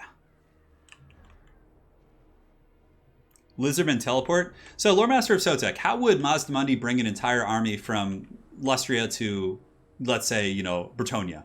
Like, what would they actually do? He can't teleport the whole army. That would just be OP. Like, why wouldn't they just do that in campaign, you know? I mean, Mazdamundi could probably teleport, but I don't know about the rest of his army. They'd probably have to swim. All right, guys, so the battle's underway here. The Empire surges forth. The Black Lions going to be unleashing a salvo of punishing fire into some skinks here, which probably want to put it on a, you know, manual fire and start shooting at some of the bigger targets. Reichsguard Knights going to be coming in, and those skink skirmishers could be in some trouble. Granted, they are down to 51 speed, so the skinks have 48 speed. So skink skirmishers are very good at kiting Empire heavy cap for sure. Now in the front, Black Lions still shooting in, going after the skink skirmishers. I mean, it's not a bad idea. It is, you know, relatively free real estate. Or granted, a nice little fireball going down or something. It looks like a blasting scroll. No, that was actually the salamander. Oh, and a really nice net there from Exploding Hamster. So he gets a net on the Reichsguard, and the countercharge coming in from the 2 groups of Cold One Riders. 100% KO. Those Reichsguard are probably going to get broken and pushed off the battlefield. That was a really nice pick there by Exploding Hamster. In the meantime, there's also some Ripperdactyl Riders up in the sky, maybe thinking about diving here after the Black Lions, who are now shooting in and doing some okay DPS, I suppose, to some of the Cold One Spear Riders. That is a good target, and Franz is going to be going in the back. This is really risky. Hadri's needs to be careful. If Franz gets caught by this big blob of lizards, that could be a really bad situation. Ruination of cities ravaging those spears in the front line, and then suddenly the Ripperdactyl Riders are going to be jumping on the wagons here, but the Royal Outdoor Gryphites are nearby. Oh, the Gryphites are going to give the business to these Ripperdactyls. That is going to be a great situation here for the Empire, as long as that wagon is able to pull back. The other Griffins are going to be charging in the front, and these are the Lance variant, so they're meant to kill infantry, and they get an okay charge, not doing as much damage as I thought they would, but they should be able to help those spears eventually win that fight. So back in this blob fight, it looks like, ooh, a nice banishment going down. So essentially what Exploding Hamster did is he baited in the Empire force, got a really nice banishment, and the Ripperdactyls actually didn't take that much damage. The wagon is able to survive. Demogryph Knights took a little bit of work, and they are mucked up by skinks now, but Franz is coming in and should be able to help finish off the Ripperdactyls. In the meantime, the wagons are going to be opening up, shooting into the Cold One Spear Riders as they advance, but Franz is going to be leading a charge with the Royal Outdoor Gryphites. It's still going to be a scary fight here. Oh, beautiful net coming in from Exploding Hamster. Just on point with his timings right now. And the Gryphites are going to be taking the brunt of that charge. Now, there is a Jade Wizard nearby who definitely needs to drop some healing. And Franz getting a good engagement as well, but he's also surrounded by anti-large troops, so he's going to need some help ASAP. Now, the rest of the Lizardman force is going to be moving in. We have red-crested skinks. The Black Lions are still kind of shooting. It looks like there's a couple lizards kind of mucking those guys up. And the Royal Outdoor Gryphites are able to eventually win that fight with the support of Karl Franz and some spears. So it's still a very, very close game here. Though the lizards, I would say, are in a slight state of advantage. It's anyone's game at this point. Up in the sky here, the Ripperdactyl Horde is going to be going in and jumping down on the Black Lions. Now, if there's no peel here, if there's no Demogryph Knights or something to help them out, that would actually be a huge catastrophic loss. Losing the Black Lions, they cost 1,800, give or take, which is, yeah, I don't know. That's really, really pricey for sure. So getting the Black Lions back and firing again, maybe fall back to these spears over here, get a good, firing concave could be very, very strong. Karl Franz is going to be fighting amongst a horde of skinks, but he definitely needs to get on Mazdamundi or some of these bigger threats. And the Demogryph Knights are getting a little bit worn down. As a matter of fact, the Royal Outdoor Gryphites, I think, have been crumped completely. Let's go ahead and look around a little bit. No, they're actually able to pull back. They have 12 models still, so the terror is going to be pretty big. The Ancient Salamander shooting downtown, generating some solid value as well. But the Black Lions are also still shooting. So Mazdamundi looks like he's thinking about pushing in the back line. Granted, the Royal Outdoor Gryphites are waiting with a regrowth, so they get that nice charge, and this is actually really scary for Mazdamundi. If the Gryphites fight here, Karl Franz pulls back, attacks Mazdamundi, could potentially put him down to a very, very kind of a dangerous state of health here. So here comes Franz. The Black Lions are shooting him point blank. Man, this is actually really scary for the Lizards. Granted, his attack animation does kind of free him a little bit from that blob. But suddenly, guys, it's a game that the Empire might be able to get back. Ruination of Cities is coming down. This might go back and take out some spears, completely random. Okay, takes out some Empire spears, doesn't do too much damage to the lizards. And Mazdamundi's in the danger zone. Oh, and the Jade Wizard coming in as well with the charge. And Mazdamundi's broken. Suddenly, guys, we have a very, very different game. You know, never underestimate the Emperor. That guy's an absolute beast in terms of his, taking down these kind of threats. So, Lord Mazdamundi's broken off. The Griffites are holding. They're going to be terror-routing Skinks, which is going to be super strong. Now, as far as what the Lizards have left, they do, of course, have the Bastillodon. The Salamander's been doing some pretty good damage. But the Black Lions have been pounding just a ton of HP damage into the Lizardman Cav as well as Mazdamundi this whole game. And suddenly, it looks like a battle that the Empire is probably going to win. I mean, as far as what the Lizards have left, they have that Bastillodon, but Franz is going to have no problem with that. The one mistake that Hadrius could make here is if he doesn't chase off Mazdamundi. You have to kill that big toad, because if you don't, he's going to apotheosis, he's going to come back, he's going to become a threat again, and it's going to be a very bad situation. So yeah, you can see Karl Franz is going to be chasing down Mazdamundi, which is just solid stuff. The Black Lions are shooting in with their huge AP freaking repeater Hellblasters, just going deep into this Feral Bastillodon. Man, I have to say, what a great comeback. I think Hadrius really got caught a couple times early, and it was very punishing for sure, but yeah, he's coming back really hard here. So he's actually going to let Mazdamundi go, but no. Oh, Mazdamundi rallies. I don't think it's going to be enough, though, because the Black Lions are shooting him. But even still, like, giving him a chance to heal and come back is really, really risky. Granted, he does get the Salamander for that. He's able to get in there, but I think the Demogryph Knights had that covered. I don't think that was necessary, per se. Black Lions here might get caught by some Skinks. They haven't lost any of their wagons yet, so if they're able to get back and start shooting again, they still have some decent ammunition. Reichsguard should be able to chase down Skinks on the wings as well. And Karl Franz just being an absolute monster today. Man. Royal Outdorf Griffites charging in as well. Salamander's done for. And that's going to be 2-0 for Hadrius. Man, and Exploding Hamster played such a good game. Like, he had all the great nets in the beginning, but, Hadrius, just like the Empire, he endured. He stayed the course. He got those great jumps. He patiently waited for an opportunity to strike. And when Mazdamundi, I think that was the moment that lost the game. When Mazdamundi overextended after the wagon in the back, and then the Demogryph Knights and Karl Franz were able to surround him, I think that was the changing point in that game. Man, that was a really well played game. Hadri's up 2-0 here. Doing the Emperor proud, that's for sure. Well played to those two gentlemen. Really great game. Is there going to be a reverse sweep, though? We'll find out. We're on Alpine Ridge next. Remember, it's best of 5.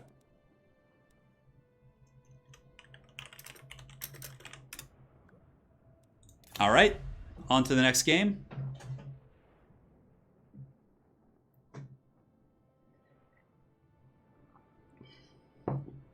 The Empire endures indeed. Yeah, that was awesome. That was an awesome game.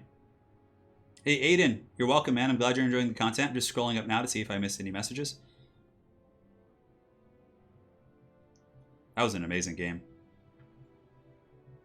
Lore Master of Zotek. Boo, Empire. Come on, you love the Empire, dude. I feel like playing the Karl Franz speech right now. Just while we wait. Just to get the adrenaline flowing. Great games between these two fine gentlemen. So now we have Hamster with the pick and ban. So we'll see what he gets. Hadrius is up 2-0. So if Hadrius wins this, that's going to be a 3-0 sweep in the finals. Granted, they've all been close games. They're certainly not one-sided in any way.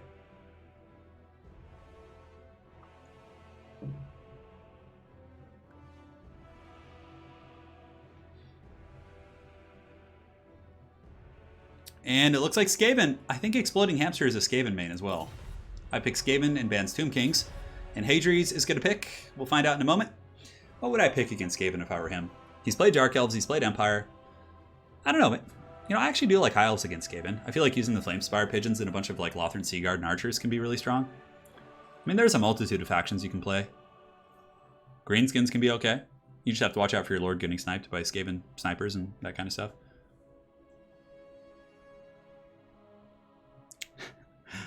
The Franz speech. For the Heldenhammer. Yeah, there was nothing that could really stop Franz. He was pretty healthy there. Maybe I'll play the speech to close out the stream. How's that, guys? We'll get the speech after the stream's over. Yeah, because that'll be good too, because it'll be like filler time. Hold on. Oh, that's your phone. Speech, speech, speech. 5 bloated corpses. I don't know if they're that bold in the grand finals here. Mr. Tsonev, thank you so much for the 10, man. Much appreciated. I know, cool games tonight for sure. It's been really well played by all these guys. Oh, and he's going Sartosa. Sarcosta. I like that. That's good. Tomb Kings are pretty good against Skaven. Yeah, in my experience.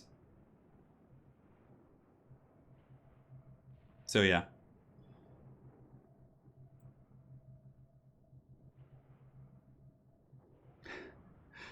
I know everyone's getting so hyped for it. Play it now and at the end. Well, I want to see what they're up to as well. Knowing Hamster's playstyle, a dwarf pick would probably catch him unprepared. Interesting. I don't know if either of them would care to collab with me on such a task. Who are you referring to, Sortek? You know, Sotek, who you could talk to would be Invicta. He does history stuff.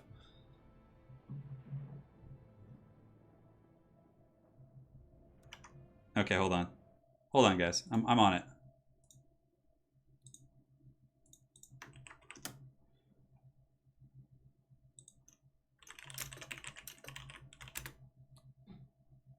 You guys want it? Here we go. Is it playing? Okay, you guys should hear it. I'm playing the speech while we wait.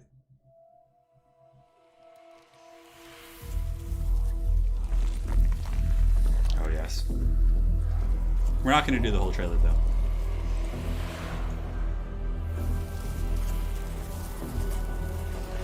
I am Karl Franz. Oh, yes. And I was born into this world. Here it comes.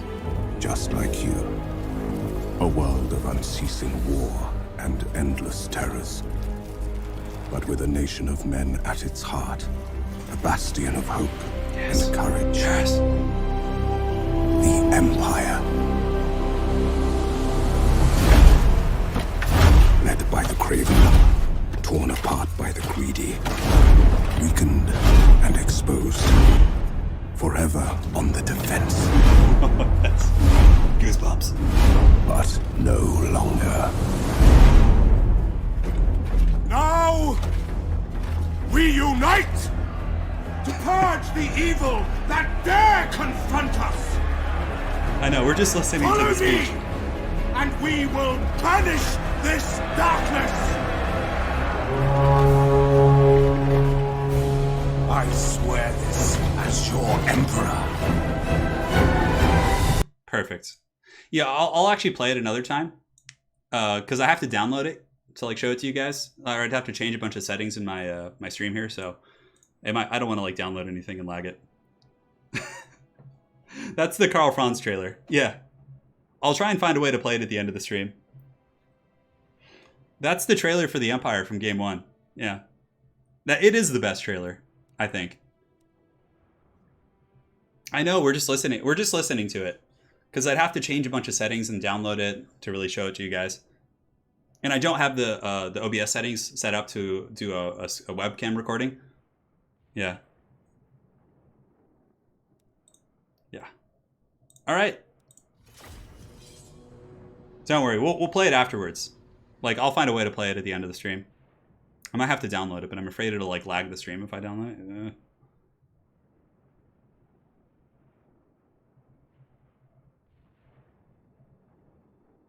We'll play around with it. We'll see. So some very careful picks here from Exploding Hamster and Hadries. I wonder if Hadries is going to go with a Pirate Rush, or if that's just kind of what he wants Exploding Hamster to think with the pick.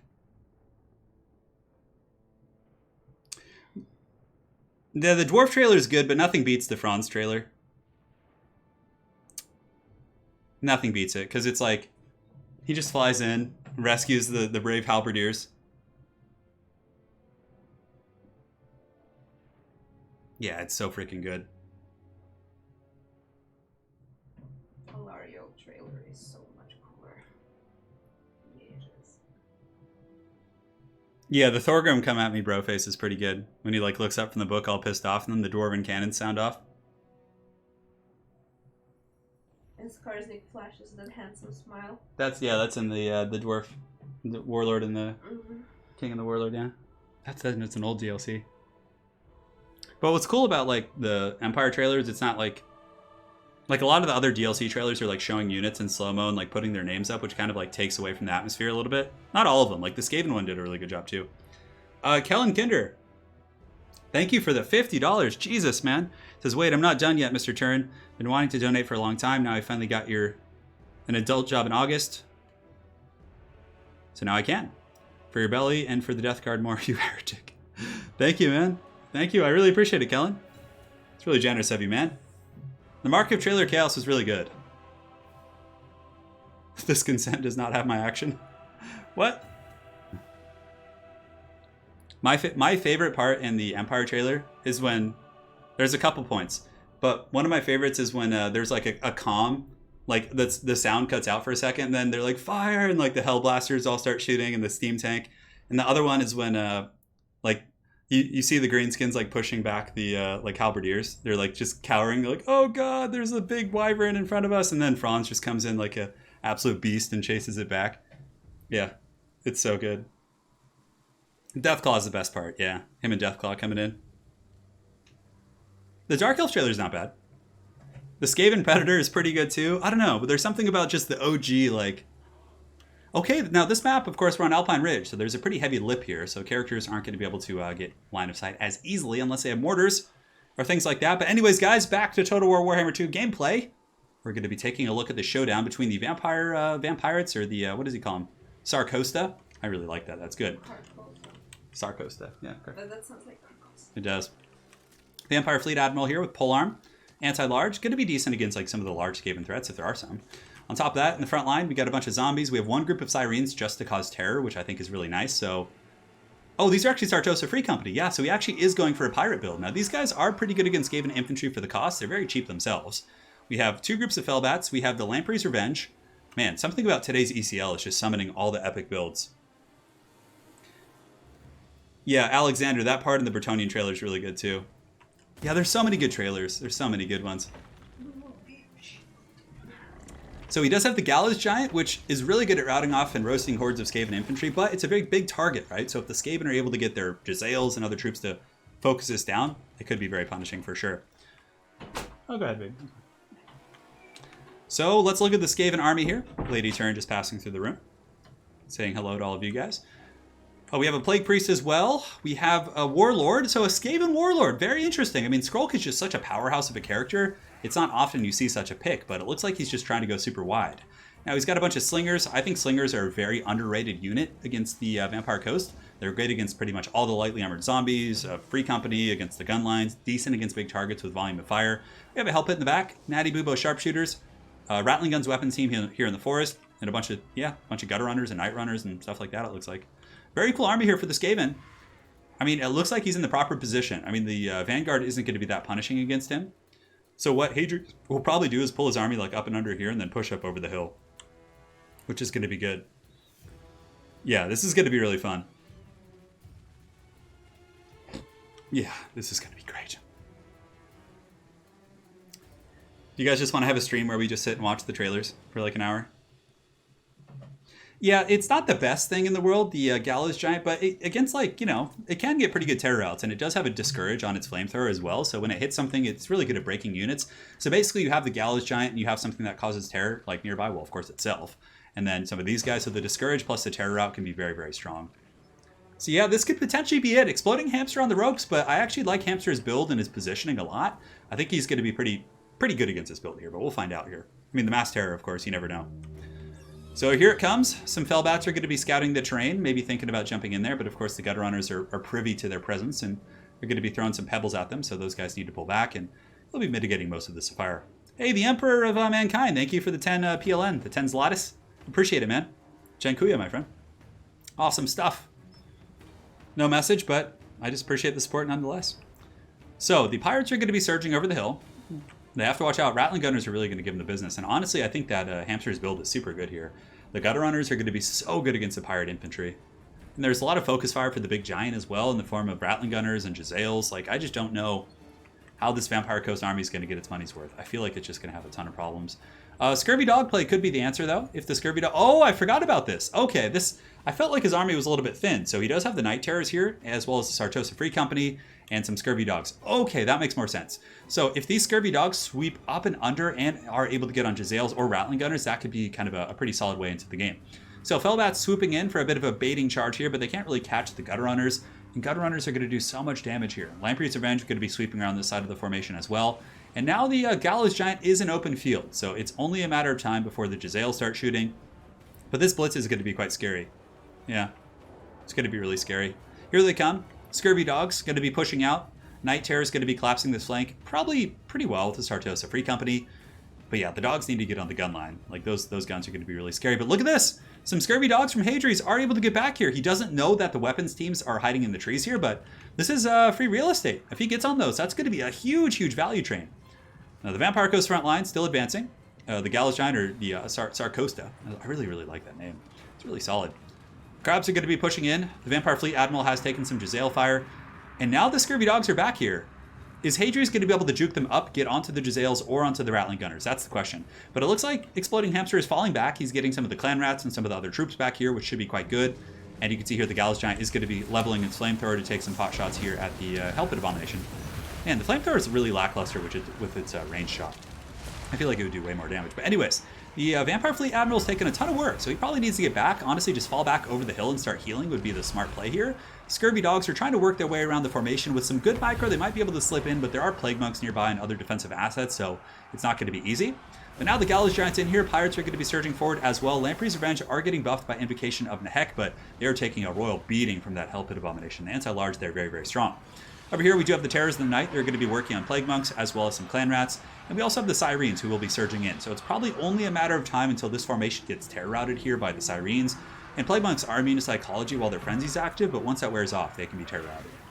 So back here in the main pit, Pirates of Sartosa fighting against Clan Rats. We have the Vampire Fleet Admiral just getting shreked. So man, Exploding Hamster going in deep with his Skaven here. The Vampire Fleet Admiral's not having a good time. Scurvy Dogs did do a big kind of a committed alpha strike, but they got intercepted by the Gutter Runners and by some Clan Rats. And the Fellbats have temporarily shut down the gun line here, but I just don't see the Vampire Coast coming back here with just, you know, their Fleet Admiral going down like that. Plus the Hellpit's still alive. The Hellpit can kill the Lamprey's Revenge. It can kill the Gallows Giant. Just so many tools here for this Skaven are just working in full effect. Now a second wave of Pirates are going to be coming in. Looks like Morngul's and Pirates surging in from this direction as well. Still a small chance. It's going to be really tough to do, but you can see at least this part of the Skaven formation is collapsing. And if they were able to get around the back and maybe shut down the gun line, there's a slim chance. But it's still very slim, like I said. So two groups of Sartosa Free Company, so perhaps the timing of Hadri's was a little bit off. It seems like a lot of his units are coming in the late game here, and they're just not able to get the good, like, they're coming in way after the initial fighting. Like, they needed to be pressuring earlier, breaking into the Skaven line earlier. Maybe they were fighting some Skaven slaves out on the wings. Let's look. So 2 kills here and 66 kills here. So, okay, it looks like they were mucked up by Skaven slaves, which makes a little bit more sense. Anyways, here, Gallows Giant's going to be getting focused down by the Jezzails, and Rattling Gunners will be opening up here in just a second, I'm sure. And it's trying to roast the Skaven Warlord, which I guess isn't a bad kind of desperation play, just trying to get in there. And some Morngul's are force path into the Rattling Gunners. So there is a chance there could be a pretty juicy little terror route. I mean, you might as well just ignore the Warlord. It's kind of like a character that's not really going to do anything anyways. Unless it gets like isolated and is able to fight something. Nice pick here by Hadri's. He's able to get Lamprey's Revenge and attack the Plague Priest, which is a nice little pick here. These guys have good AP values and certainly can grind that thing down. And the Hellpit Abomination's actually going down really quick. I mean, the big Titan has fallen as well, but the Hellpit took a ton of damage from that fire, which is quite solid as well. Look at that. So the Hellpit here at 930. But yeah, nonetheless, I think that Exploding Hamster is going to be getting on the board here, guys. Here he comes. As the Vampire Coast, the Sarcosta is just washing upon the walls of Skaven infantry, and the Rattling Gunners are just opening up, getting maximum value. And it seems like, based on the map and the deployment, the Vanguard wasn't as effective. It seems like the Skaven were really able to just find a comfortable corner and just kind of, you know, get that gun line going. Yeah. So from here, there's a couple of Vampires left. We have the Lamprey's Revenge. We have some Syrenes and other unbreakable units here. Well, they're all unbreakable, but terror-causing units, I should say. But yeah, the Skaven just have so much stuff. Warlord's still alive. Jezzails here in the back are being hunted down by the Morngul's. But yeah, it's only a matter of time. The Plague Furnace is going to be really good at melting down the zombies as well. And that also is magic damage. So the Plague Furnace could come over here, do the Mortis Engine Drain here on the Syrenes, and it will be quite happy. Plus, Plague Priest on the Furnace does do magic damage. So plenty of answers for the ghostly units. Plenty of answers. Yes. The Gallows Giant is a meme victory, yes, but it's a risky pick against a Skaven gun line for sure. I mean, maybe if you know you can get them in a corner and engage like immediately with everything, but yeah, based on the circumstances of this much open field, it was just too risky, I think. It was too risky. So there we go. That's going to be it. Exploding Hamster on the board. He's back in it. Will there be a reverse sweep? Perhaps so.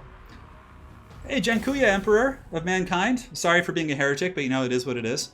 Thank you for the 5 PLN as well as the 10 PLN. Forgot, again, the audio in that scene was perfect. Dude, it is, man. It's so good. And Emperor, thank you for becoming a member as well. That's very generous. And Palpatine will welcome you into the into the clan there. All right, so 2-1, guys. Hamster's back on the board. Is there going to be a reverse sweep? We'll find out. Go for the next map. Let us do Oakenhammer.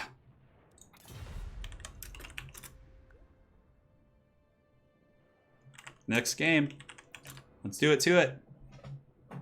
Let's have some fun. We're in it to win it. It's been a pretty balls deep stream. Turin, what do you call escape and slave with an eye patch? A pirate? Dude, that's good. That was solid, man. That's really solid.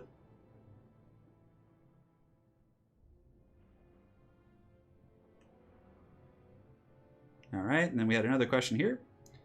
Kenjin Hughes says, Turin, love catching you live. Excellent content. Your casting always brings the steel chair. No, I'm glad to hear that, man. Thank you. Thank you, thank you. I once used the Gallows Giant against greenskins and singed. Yeah, I mean, it can be okay. It causes terror and has discourage, which isn't bad. So we went hamster. What are we on? Game 4 now. So hamster. So Hadri's picking bands. Yeah.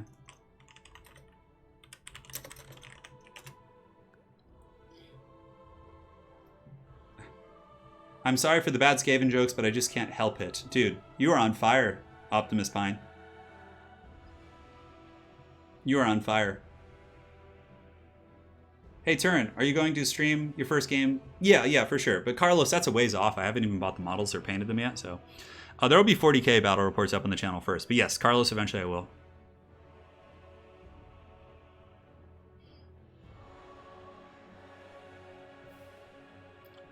And we will see.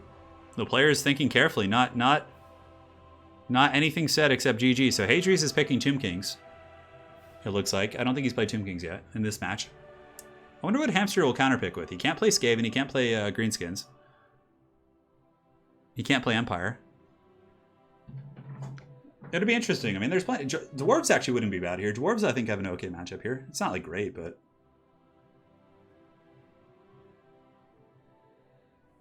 Yeah, Eddie Brown. Oh, yeah, I hear you, man. Someday. Oh, we're not on Troll Country. We're on Oakenhammer.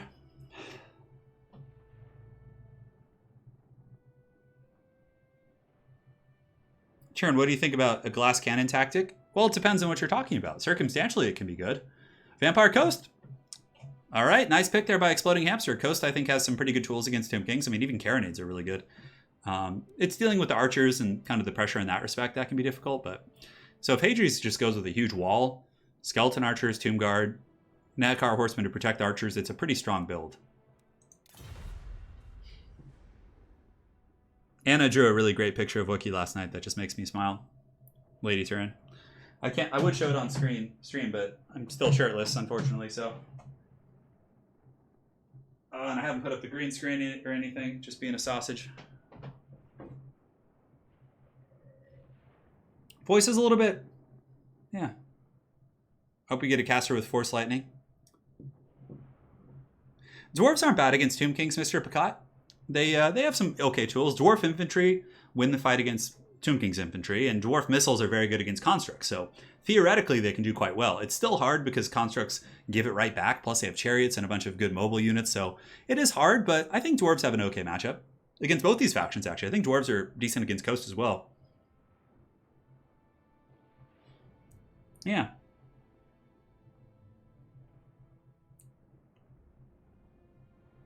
Will you be doing the MTGA event tomorrow? What's going on, Kuromo? Let me know. Yeah, I'm not aware of it. Shock me saying, I agree, dude. I agree. Nobody needs to see that. Hell cannons are just, I don't know, Chaos, it's kind of like counterintuitive to their playstyle, so I think that's why we don't see them. They're okay. Hell cannons are okay. Yeah. A colossal squig would be really fun. Misha, oh god. Well, you know, Mr. Alpsu, that's actually true for the most part. Yeah.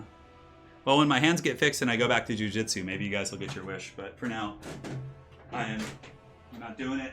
Not doing it.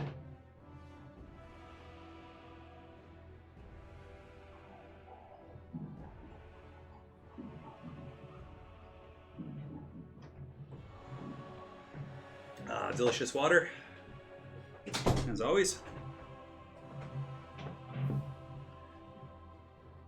Chariots. Yeah, chariots are pretty good, Mr. Picot.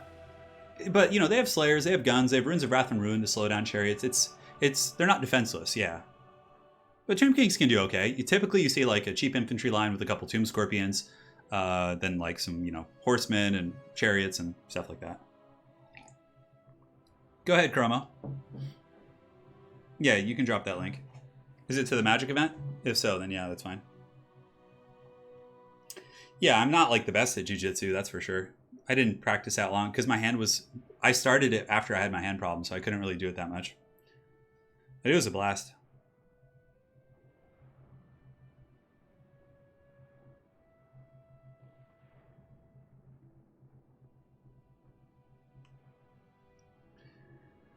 All right, guys. Don't tempt Dov. That's pretty funny, Dov. Wow, they're really thinking through their picks here. Now, for Vampire Coast, what I would probably do is bring like 2 carronades. 2 carronades. I think mixing in Depth Guard here is pretty good, actually, because you need stuff to kill the Tomb King infantry. That's the biggest problem for Vampire Coast, is having something to deal with the infantry.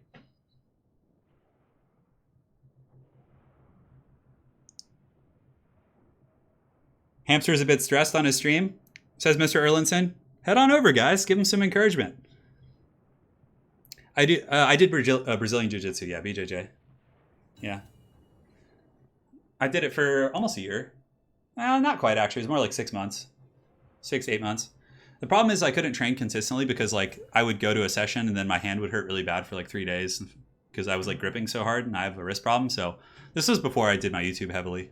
And then I started YouTube and I just really couldn't. Yeah.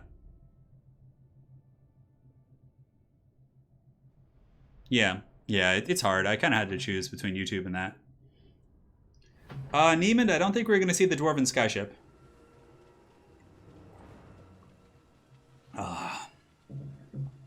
What do polite ratlings say to their broodmothers? Thankful very much. Pretty good.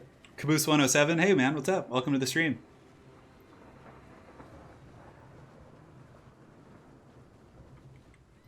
All right, guys, and here we are. Let's go ahead and take a look at the build here for the Exploding Hamster. He has a mortar. So mortars against Tomb Kings is a pretty good choice, actually. Having one just sit on the archers is good, consistent damage. On top of that, he does have a couple handguns himself, a couple of groups of infantry, zombie deckhand mobs, with some depth guard in the back. 2 groups. So I like the build so far. Like, depth guard, defeat Tomb King infantry. A little bit light. I guess anti-construct is going to be coming from his handguns and Noctilus. So Noctilus is going to be on his peg leg steed, which should be quite a bit of fun to see that in action. Now, he does have deck droppers. I think deck droppers are a bit of a trap, but I suppose if the Tomb Kings aren't prepared, they could be quite good. But yeah, you can see this. Look at the Tomb Kings coming in with a bunch of carrion. That's going to be pretty scary for sure. But it's a good build. You know, deck droppers with handguns can shoot down the constructs. Carrion, though, are going to be a big pain in the butt. There are 2 of them. So Felbats do lose the carrion, but I think if Noctilus and some supporting elements of the ground shoot down the carrion, then the deck droppers can be free to just sit on Setcher the entire game, which is good.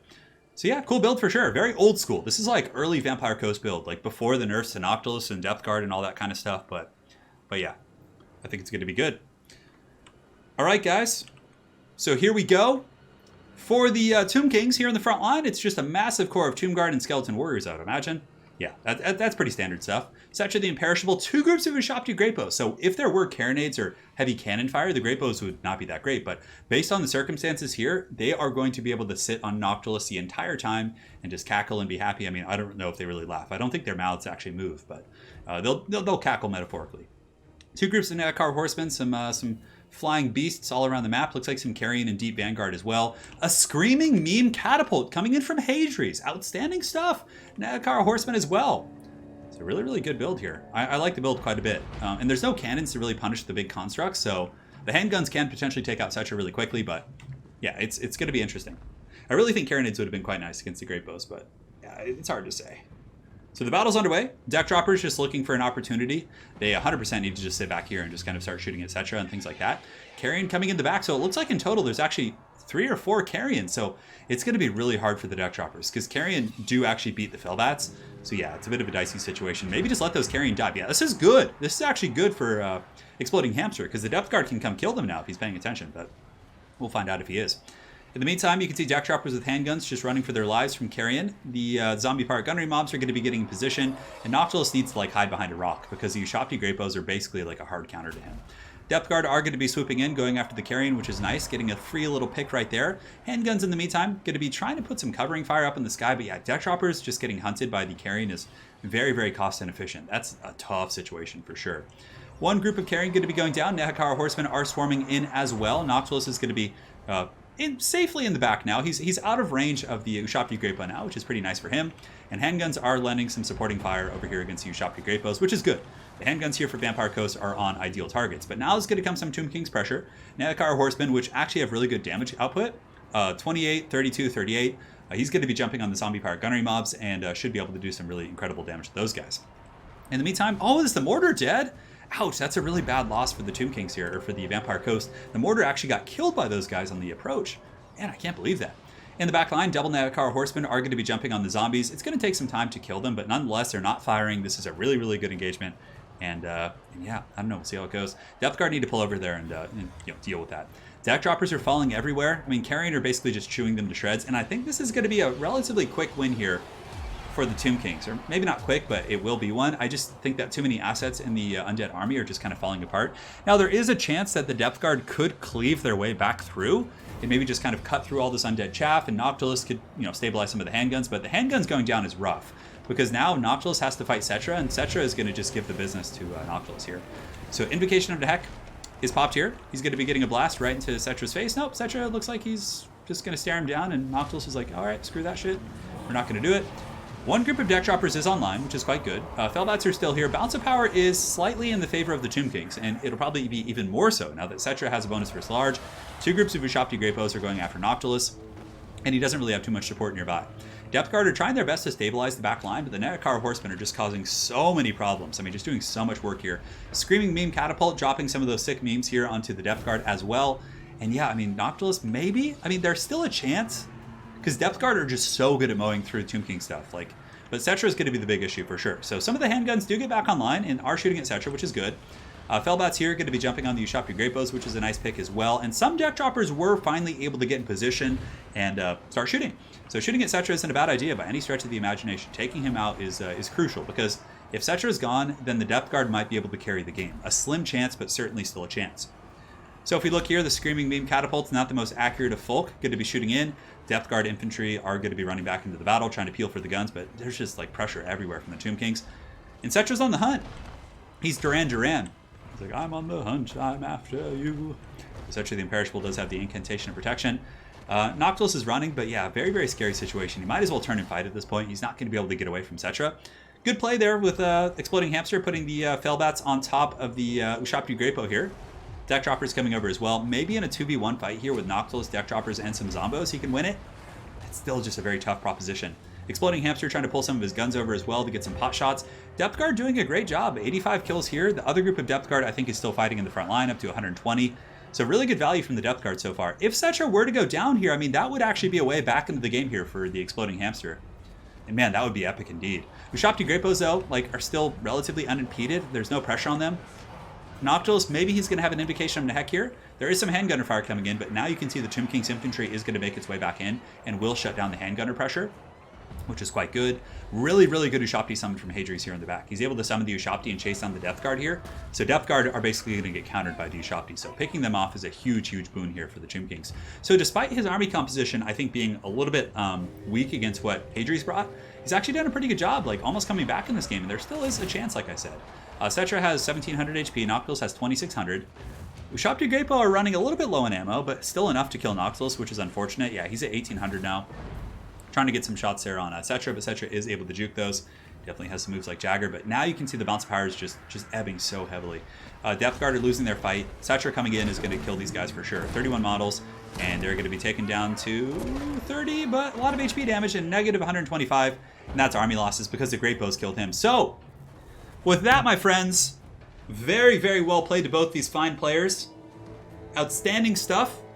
Hadries is going to be the winner of today's qualifier after some amazing games in just every direction.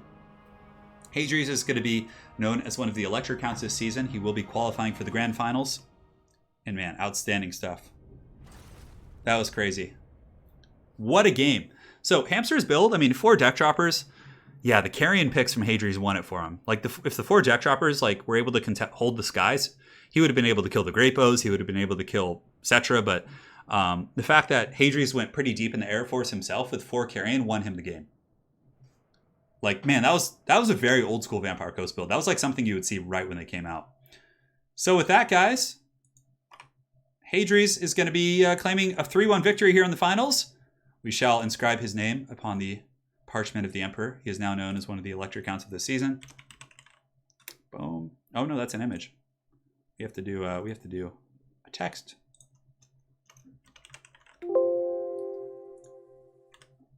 All right. You have to make sure to give him the cool font too. There he is. Amazing games, man. Hamster's games today were so legendary too. He played so freaking well. Both of them did. All these guys did. It was just so good. So Hadries is going to be one of the Elector Counts who has qualified for the Grand Finals. As far as the bracket goes, Hadries has moved on and is our champion for today. Very, very good game. Amazing games all around.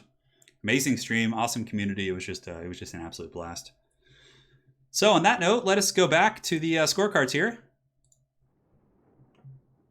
And we have a donation from Kyle Sinnott. He says, Turin, if you could bring any of the AOS races to Warhammer 3. Yeah, probably like, I don't know, probably like, yeah, the Sea Elves would be pretty cool. Although I think bringing Nagash's Undead Legion would be really cool. Like just having a different one, but I guess people don't want more Undead. Super GG to both players. I mean, what an amazing game. It was just so close, so contested. And yeah, it was a lot of fun. So, and also we have another donation coming in from Tmonten. Lars coming in and to close off, thanks for another amazing ECL stream, bro. Looking forward to the Bretonnian campaign. But Lars, I really appreciate the very generous donation. And yes, there will be the Bretonnian campaign coming up in the next couple days, so stay tuned for that. It is going to be a blast. It's going to be wild. Thank you again so much. Do remember to drop a like on the way out. Granted, if anybody wants to. Hold on.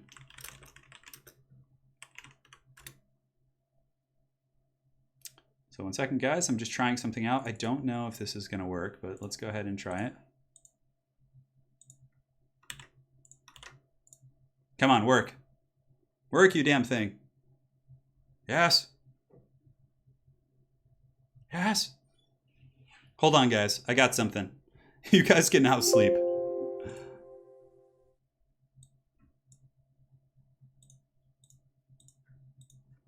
So some people were demanding this, and I think we can oblige.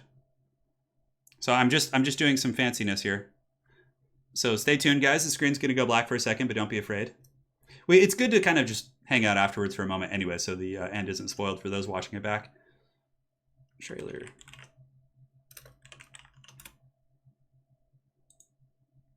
All right, so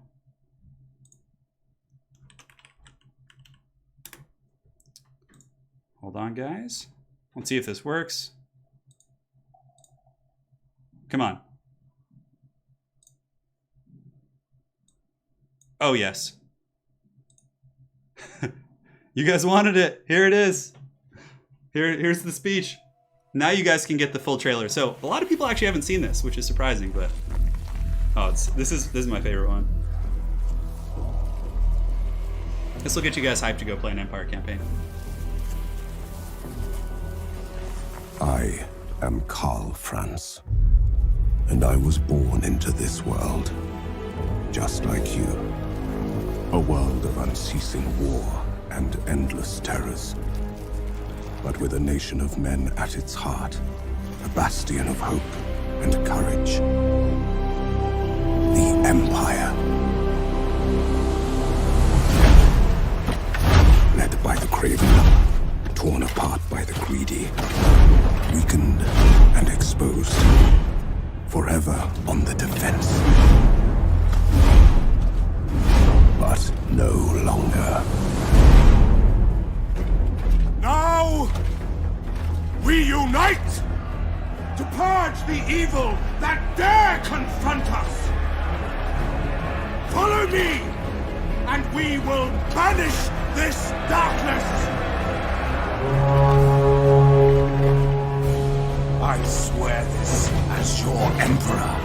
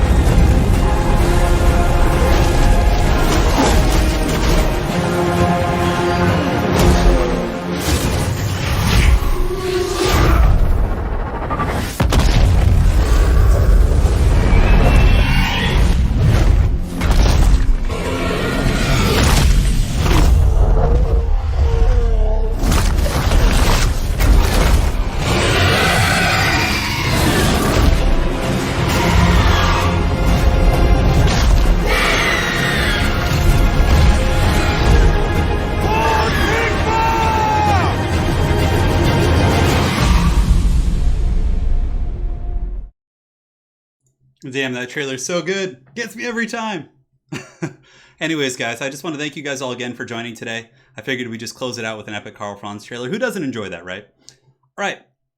So the next ECL is probably going to be next Friday or Saturday. Stay tuned for that. I will be starting my Bretonia campaign either tomorrow or Sunday. I'm not really sure yet, so I just have to decide on which day we want to start it. So Alberic will be coming, and that'll be in the next few days. And again, special thanks to Kyle Sinet, the Emperor, for becoming a member and some donations. To Kellen Kinder, Spirit of Gorg, Mr. Tsonev, Kellen multiple times, man. Thank you so much. SSIO with multiple, just going in hard. We have Captain Cheese Skewer, Nox Zone, SSIO again, Prisoner of Warhammer, SSIO.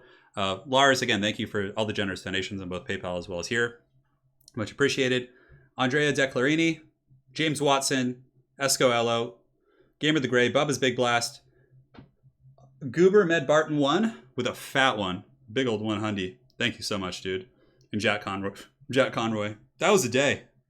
That was a day. So remember, guys, go enjoy your weekend. Get some rest. For Sigmar, all that good stuff. Yes, now you have to go play Empire again. That's how that trailer works. Just every time. And again, special congratulations to Hadries, who's now one of our elector counts, but very well played. To all of our other gentlemen today, they all did a great job if we take a look. Well played to Rigson, Willamos, Exploding Hamster, and Hadries. And also, guys, Exploding Hamster, for anyone who's interested in German commentary, he's an amazing caster, a really good player as well. Brings these crazy builds and manages to win. So make sure to check out Exploding Hamster. He's an absolute hero. So, all right, guys, thanks so much for joining, and we'll see you guys on the other side. Take care.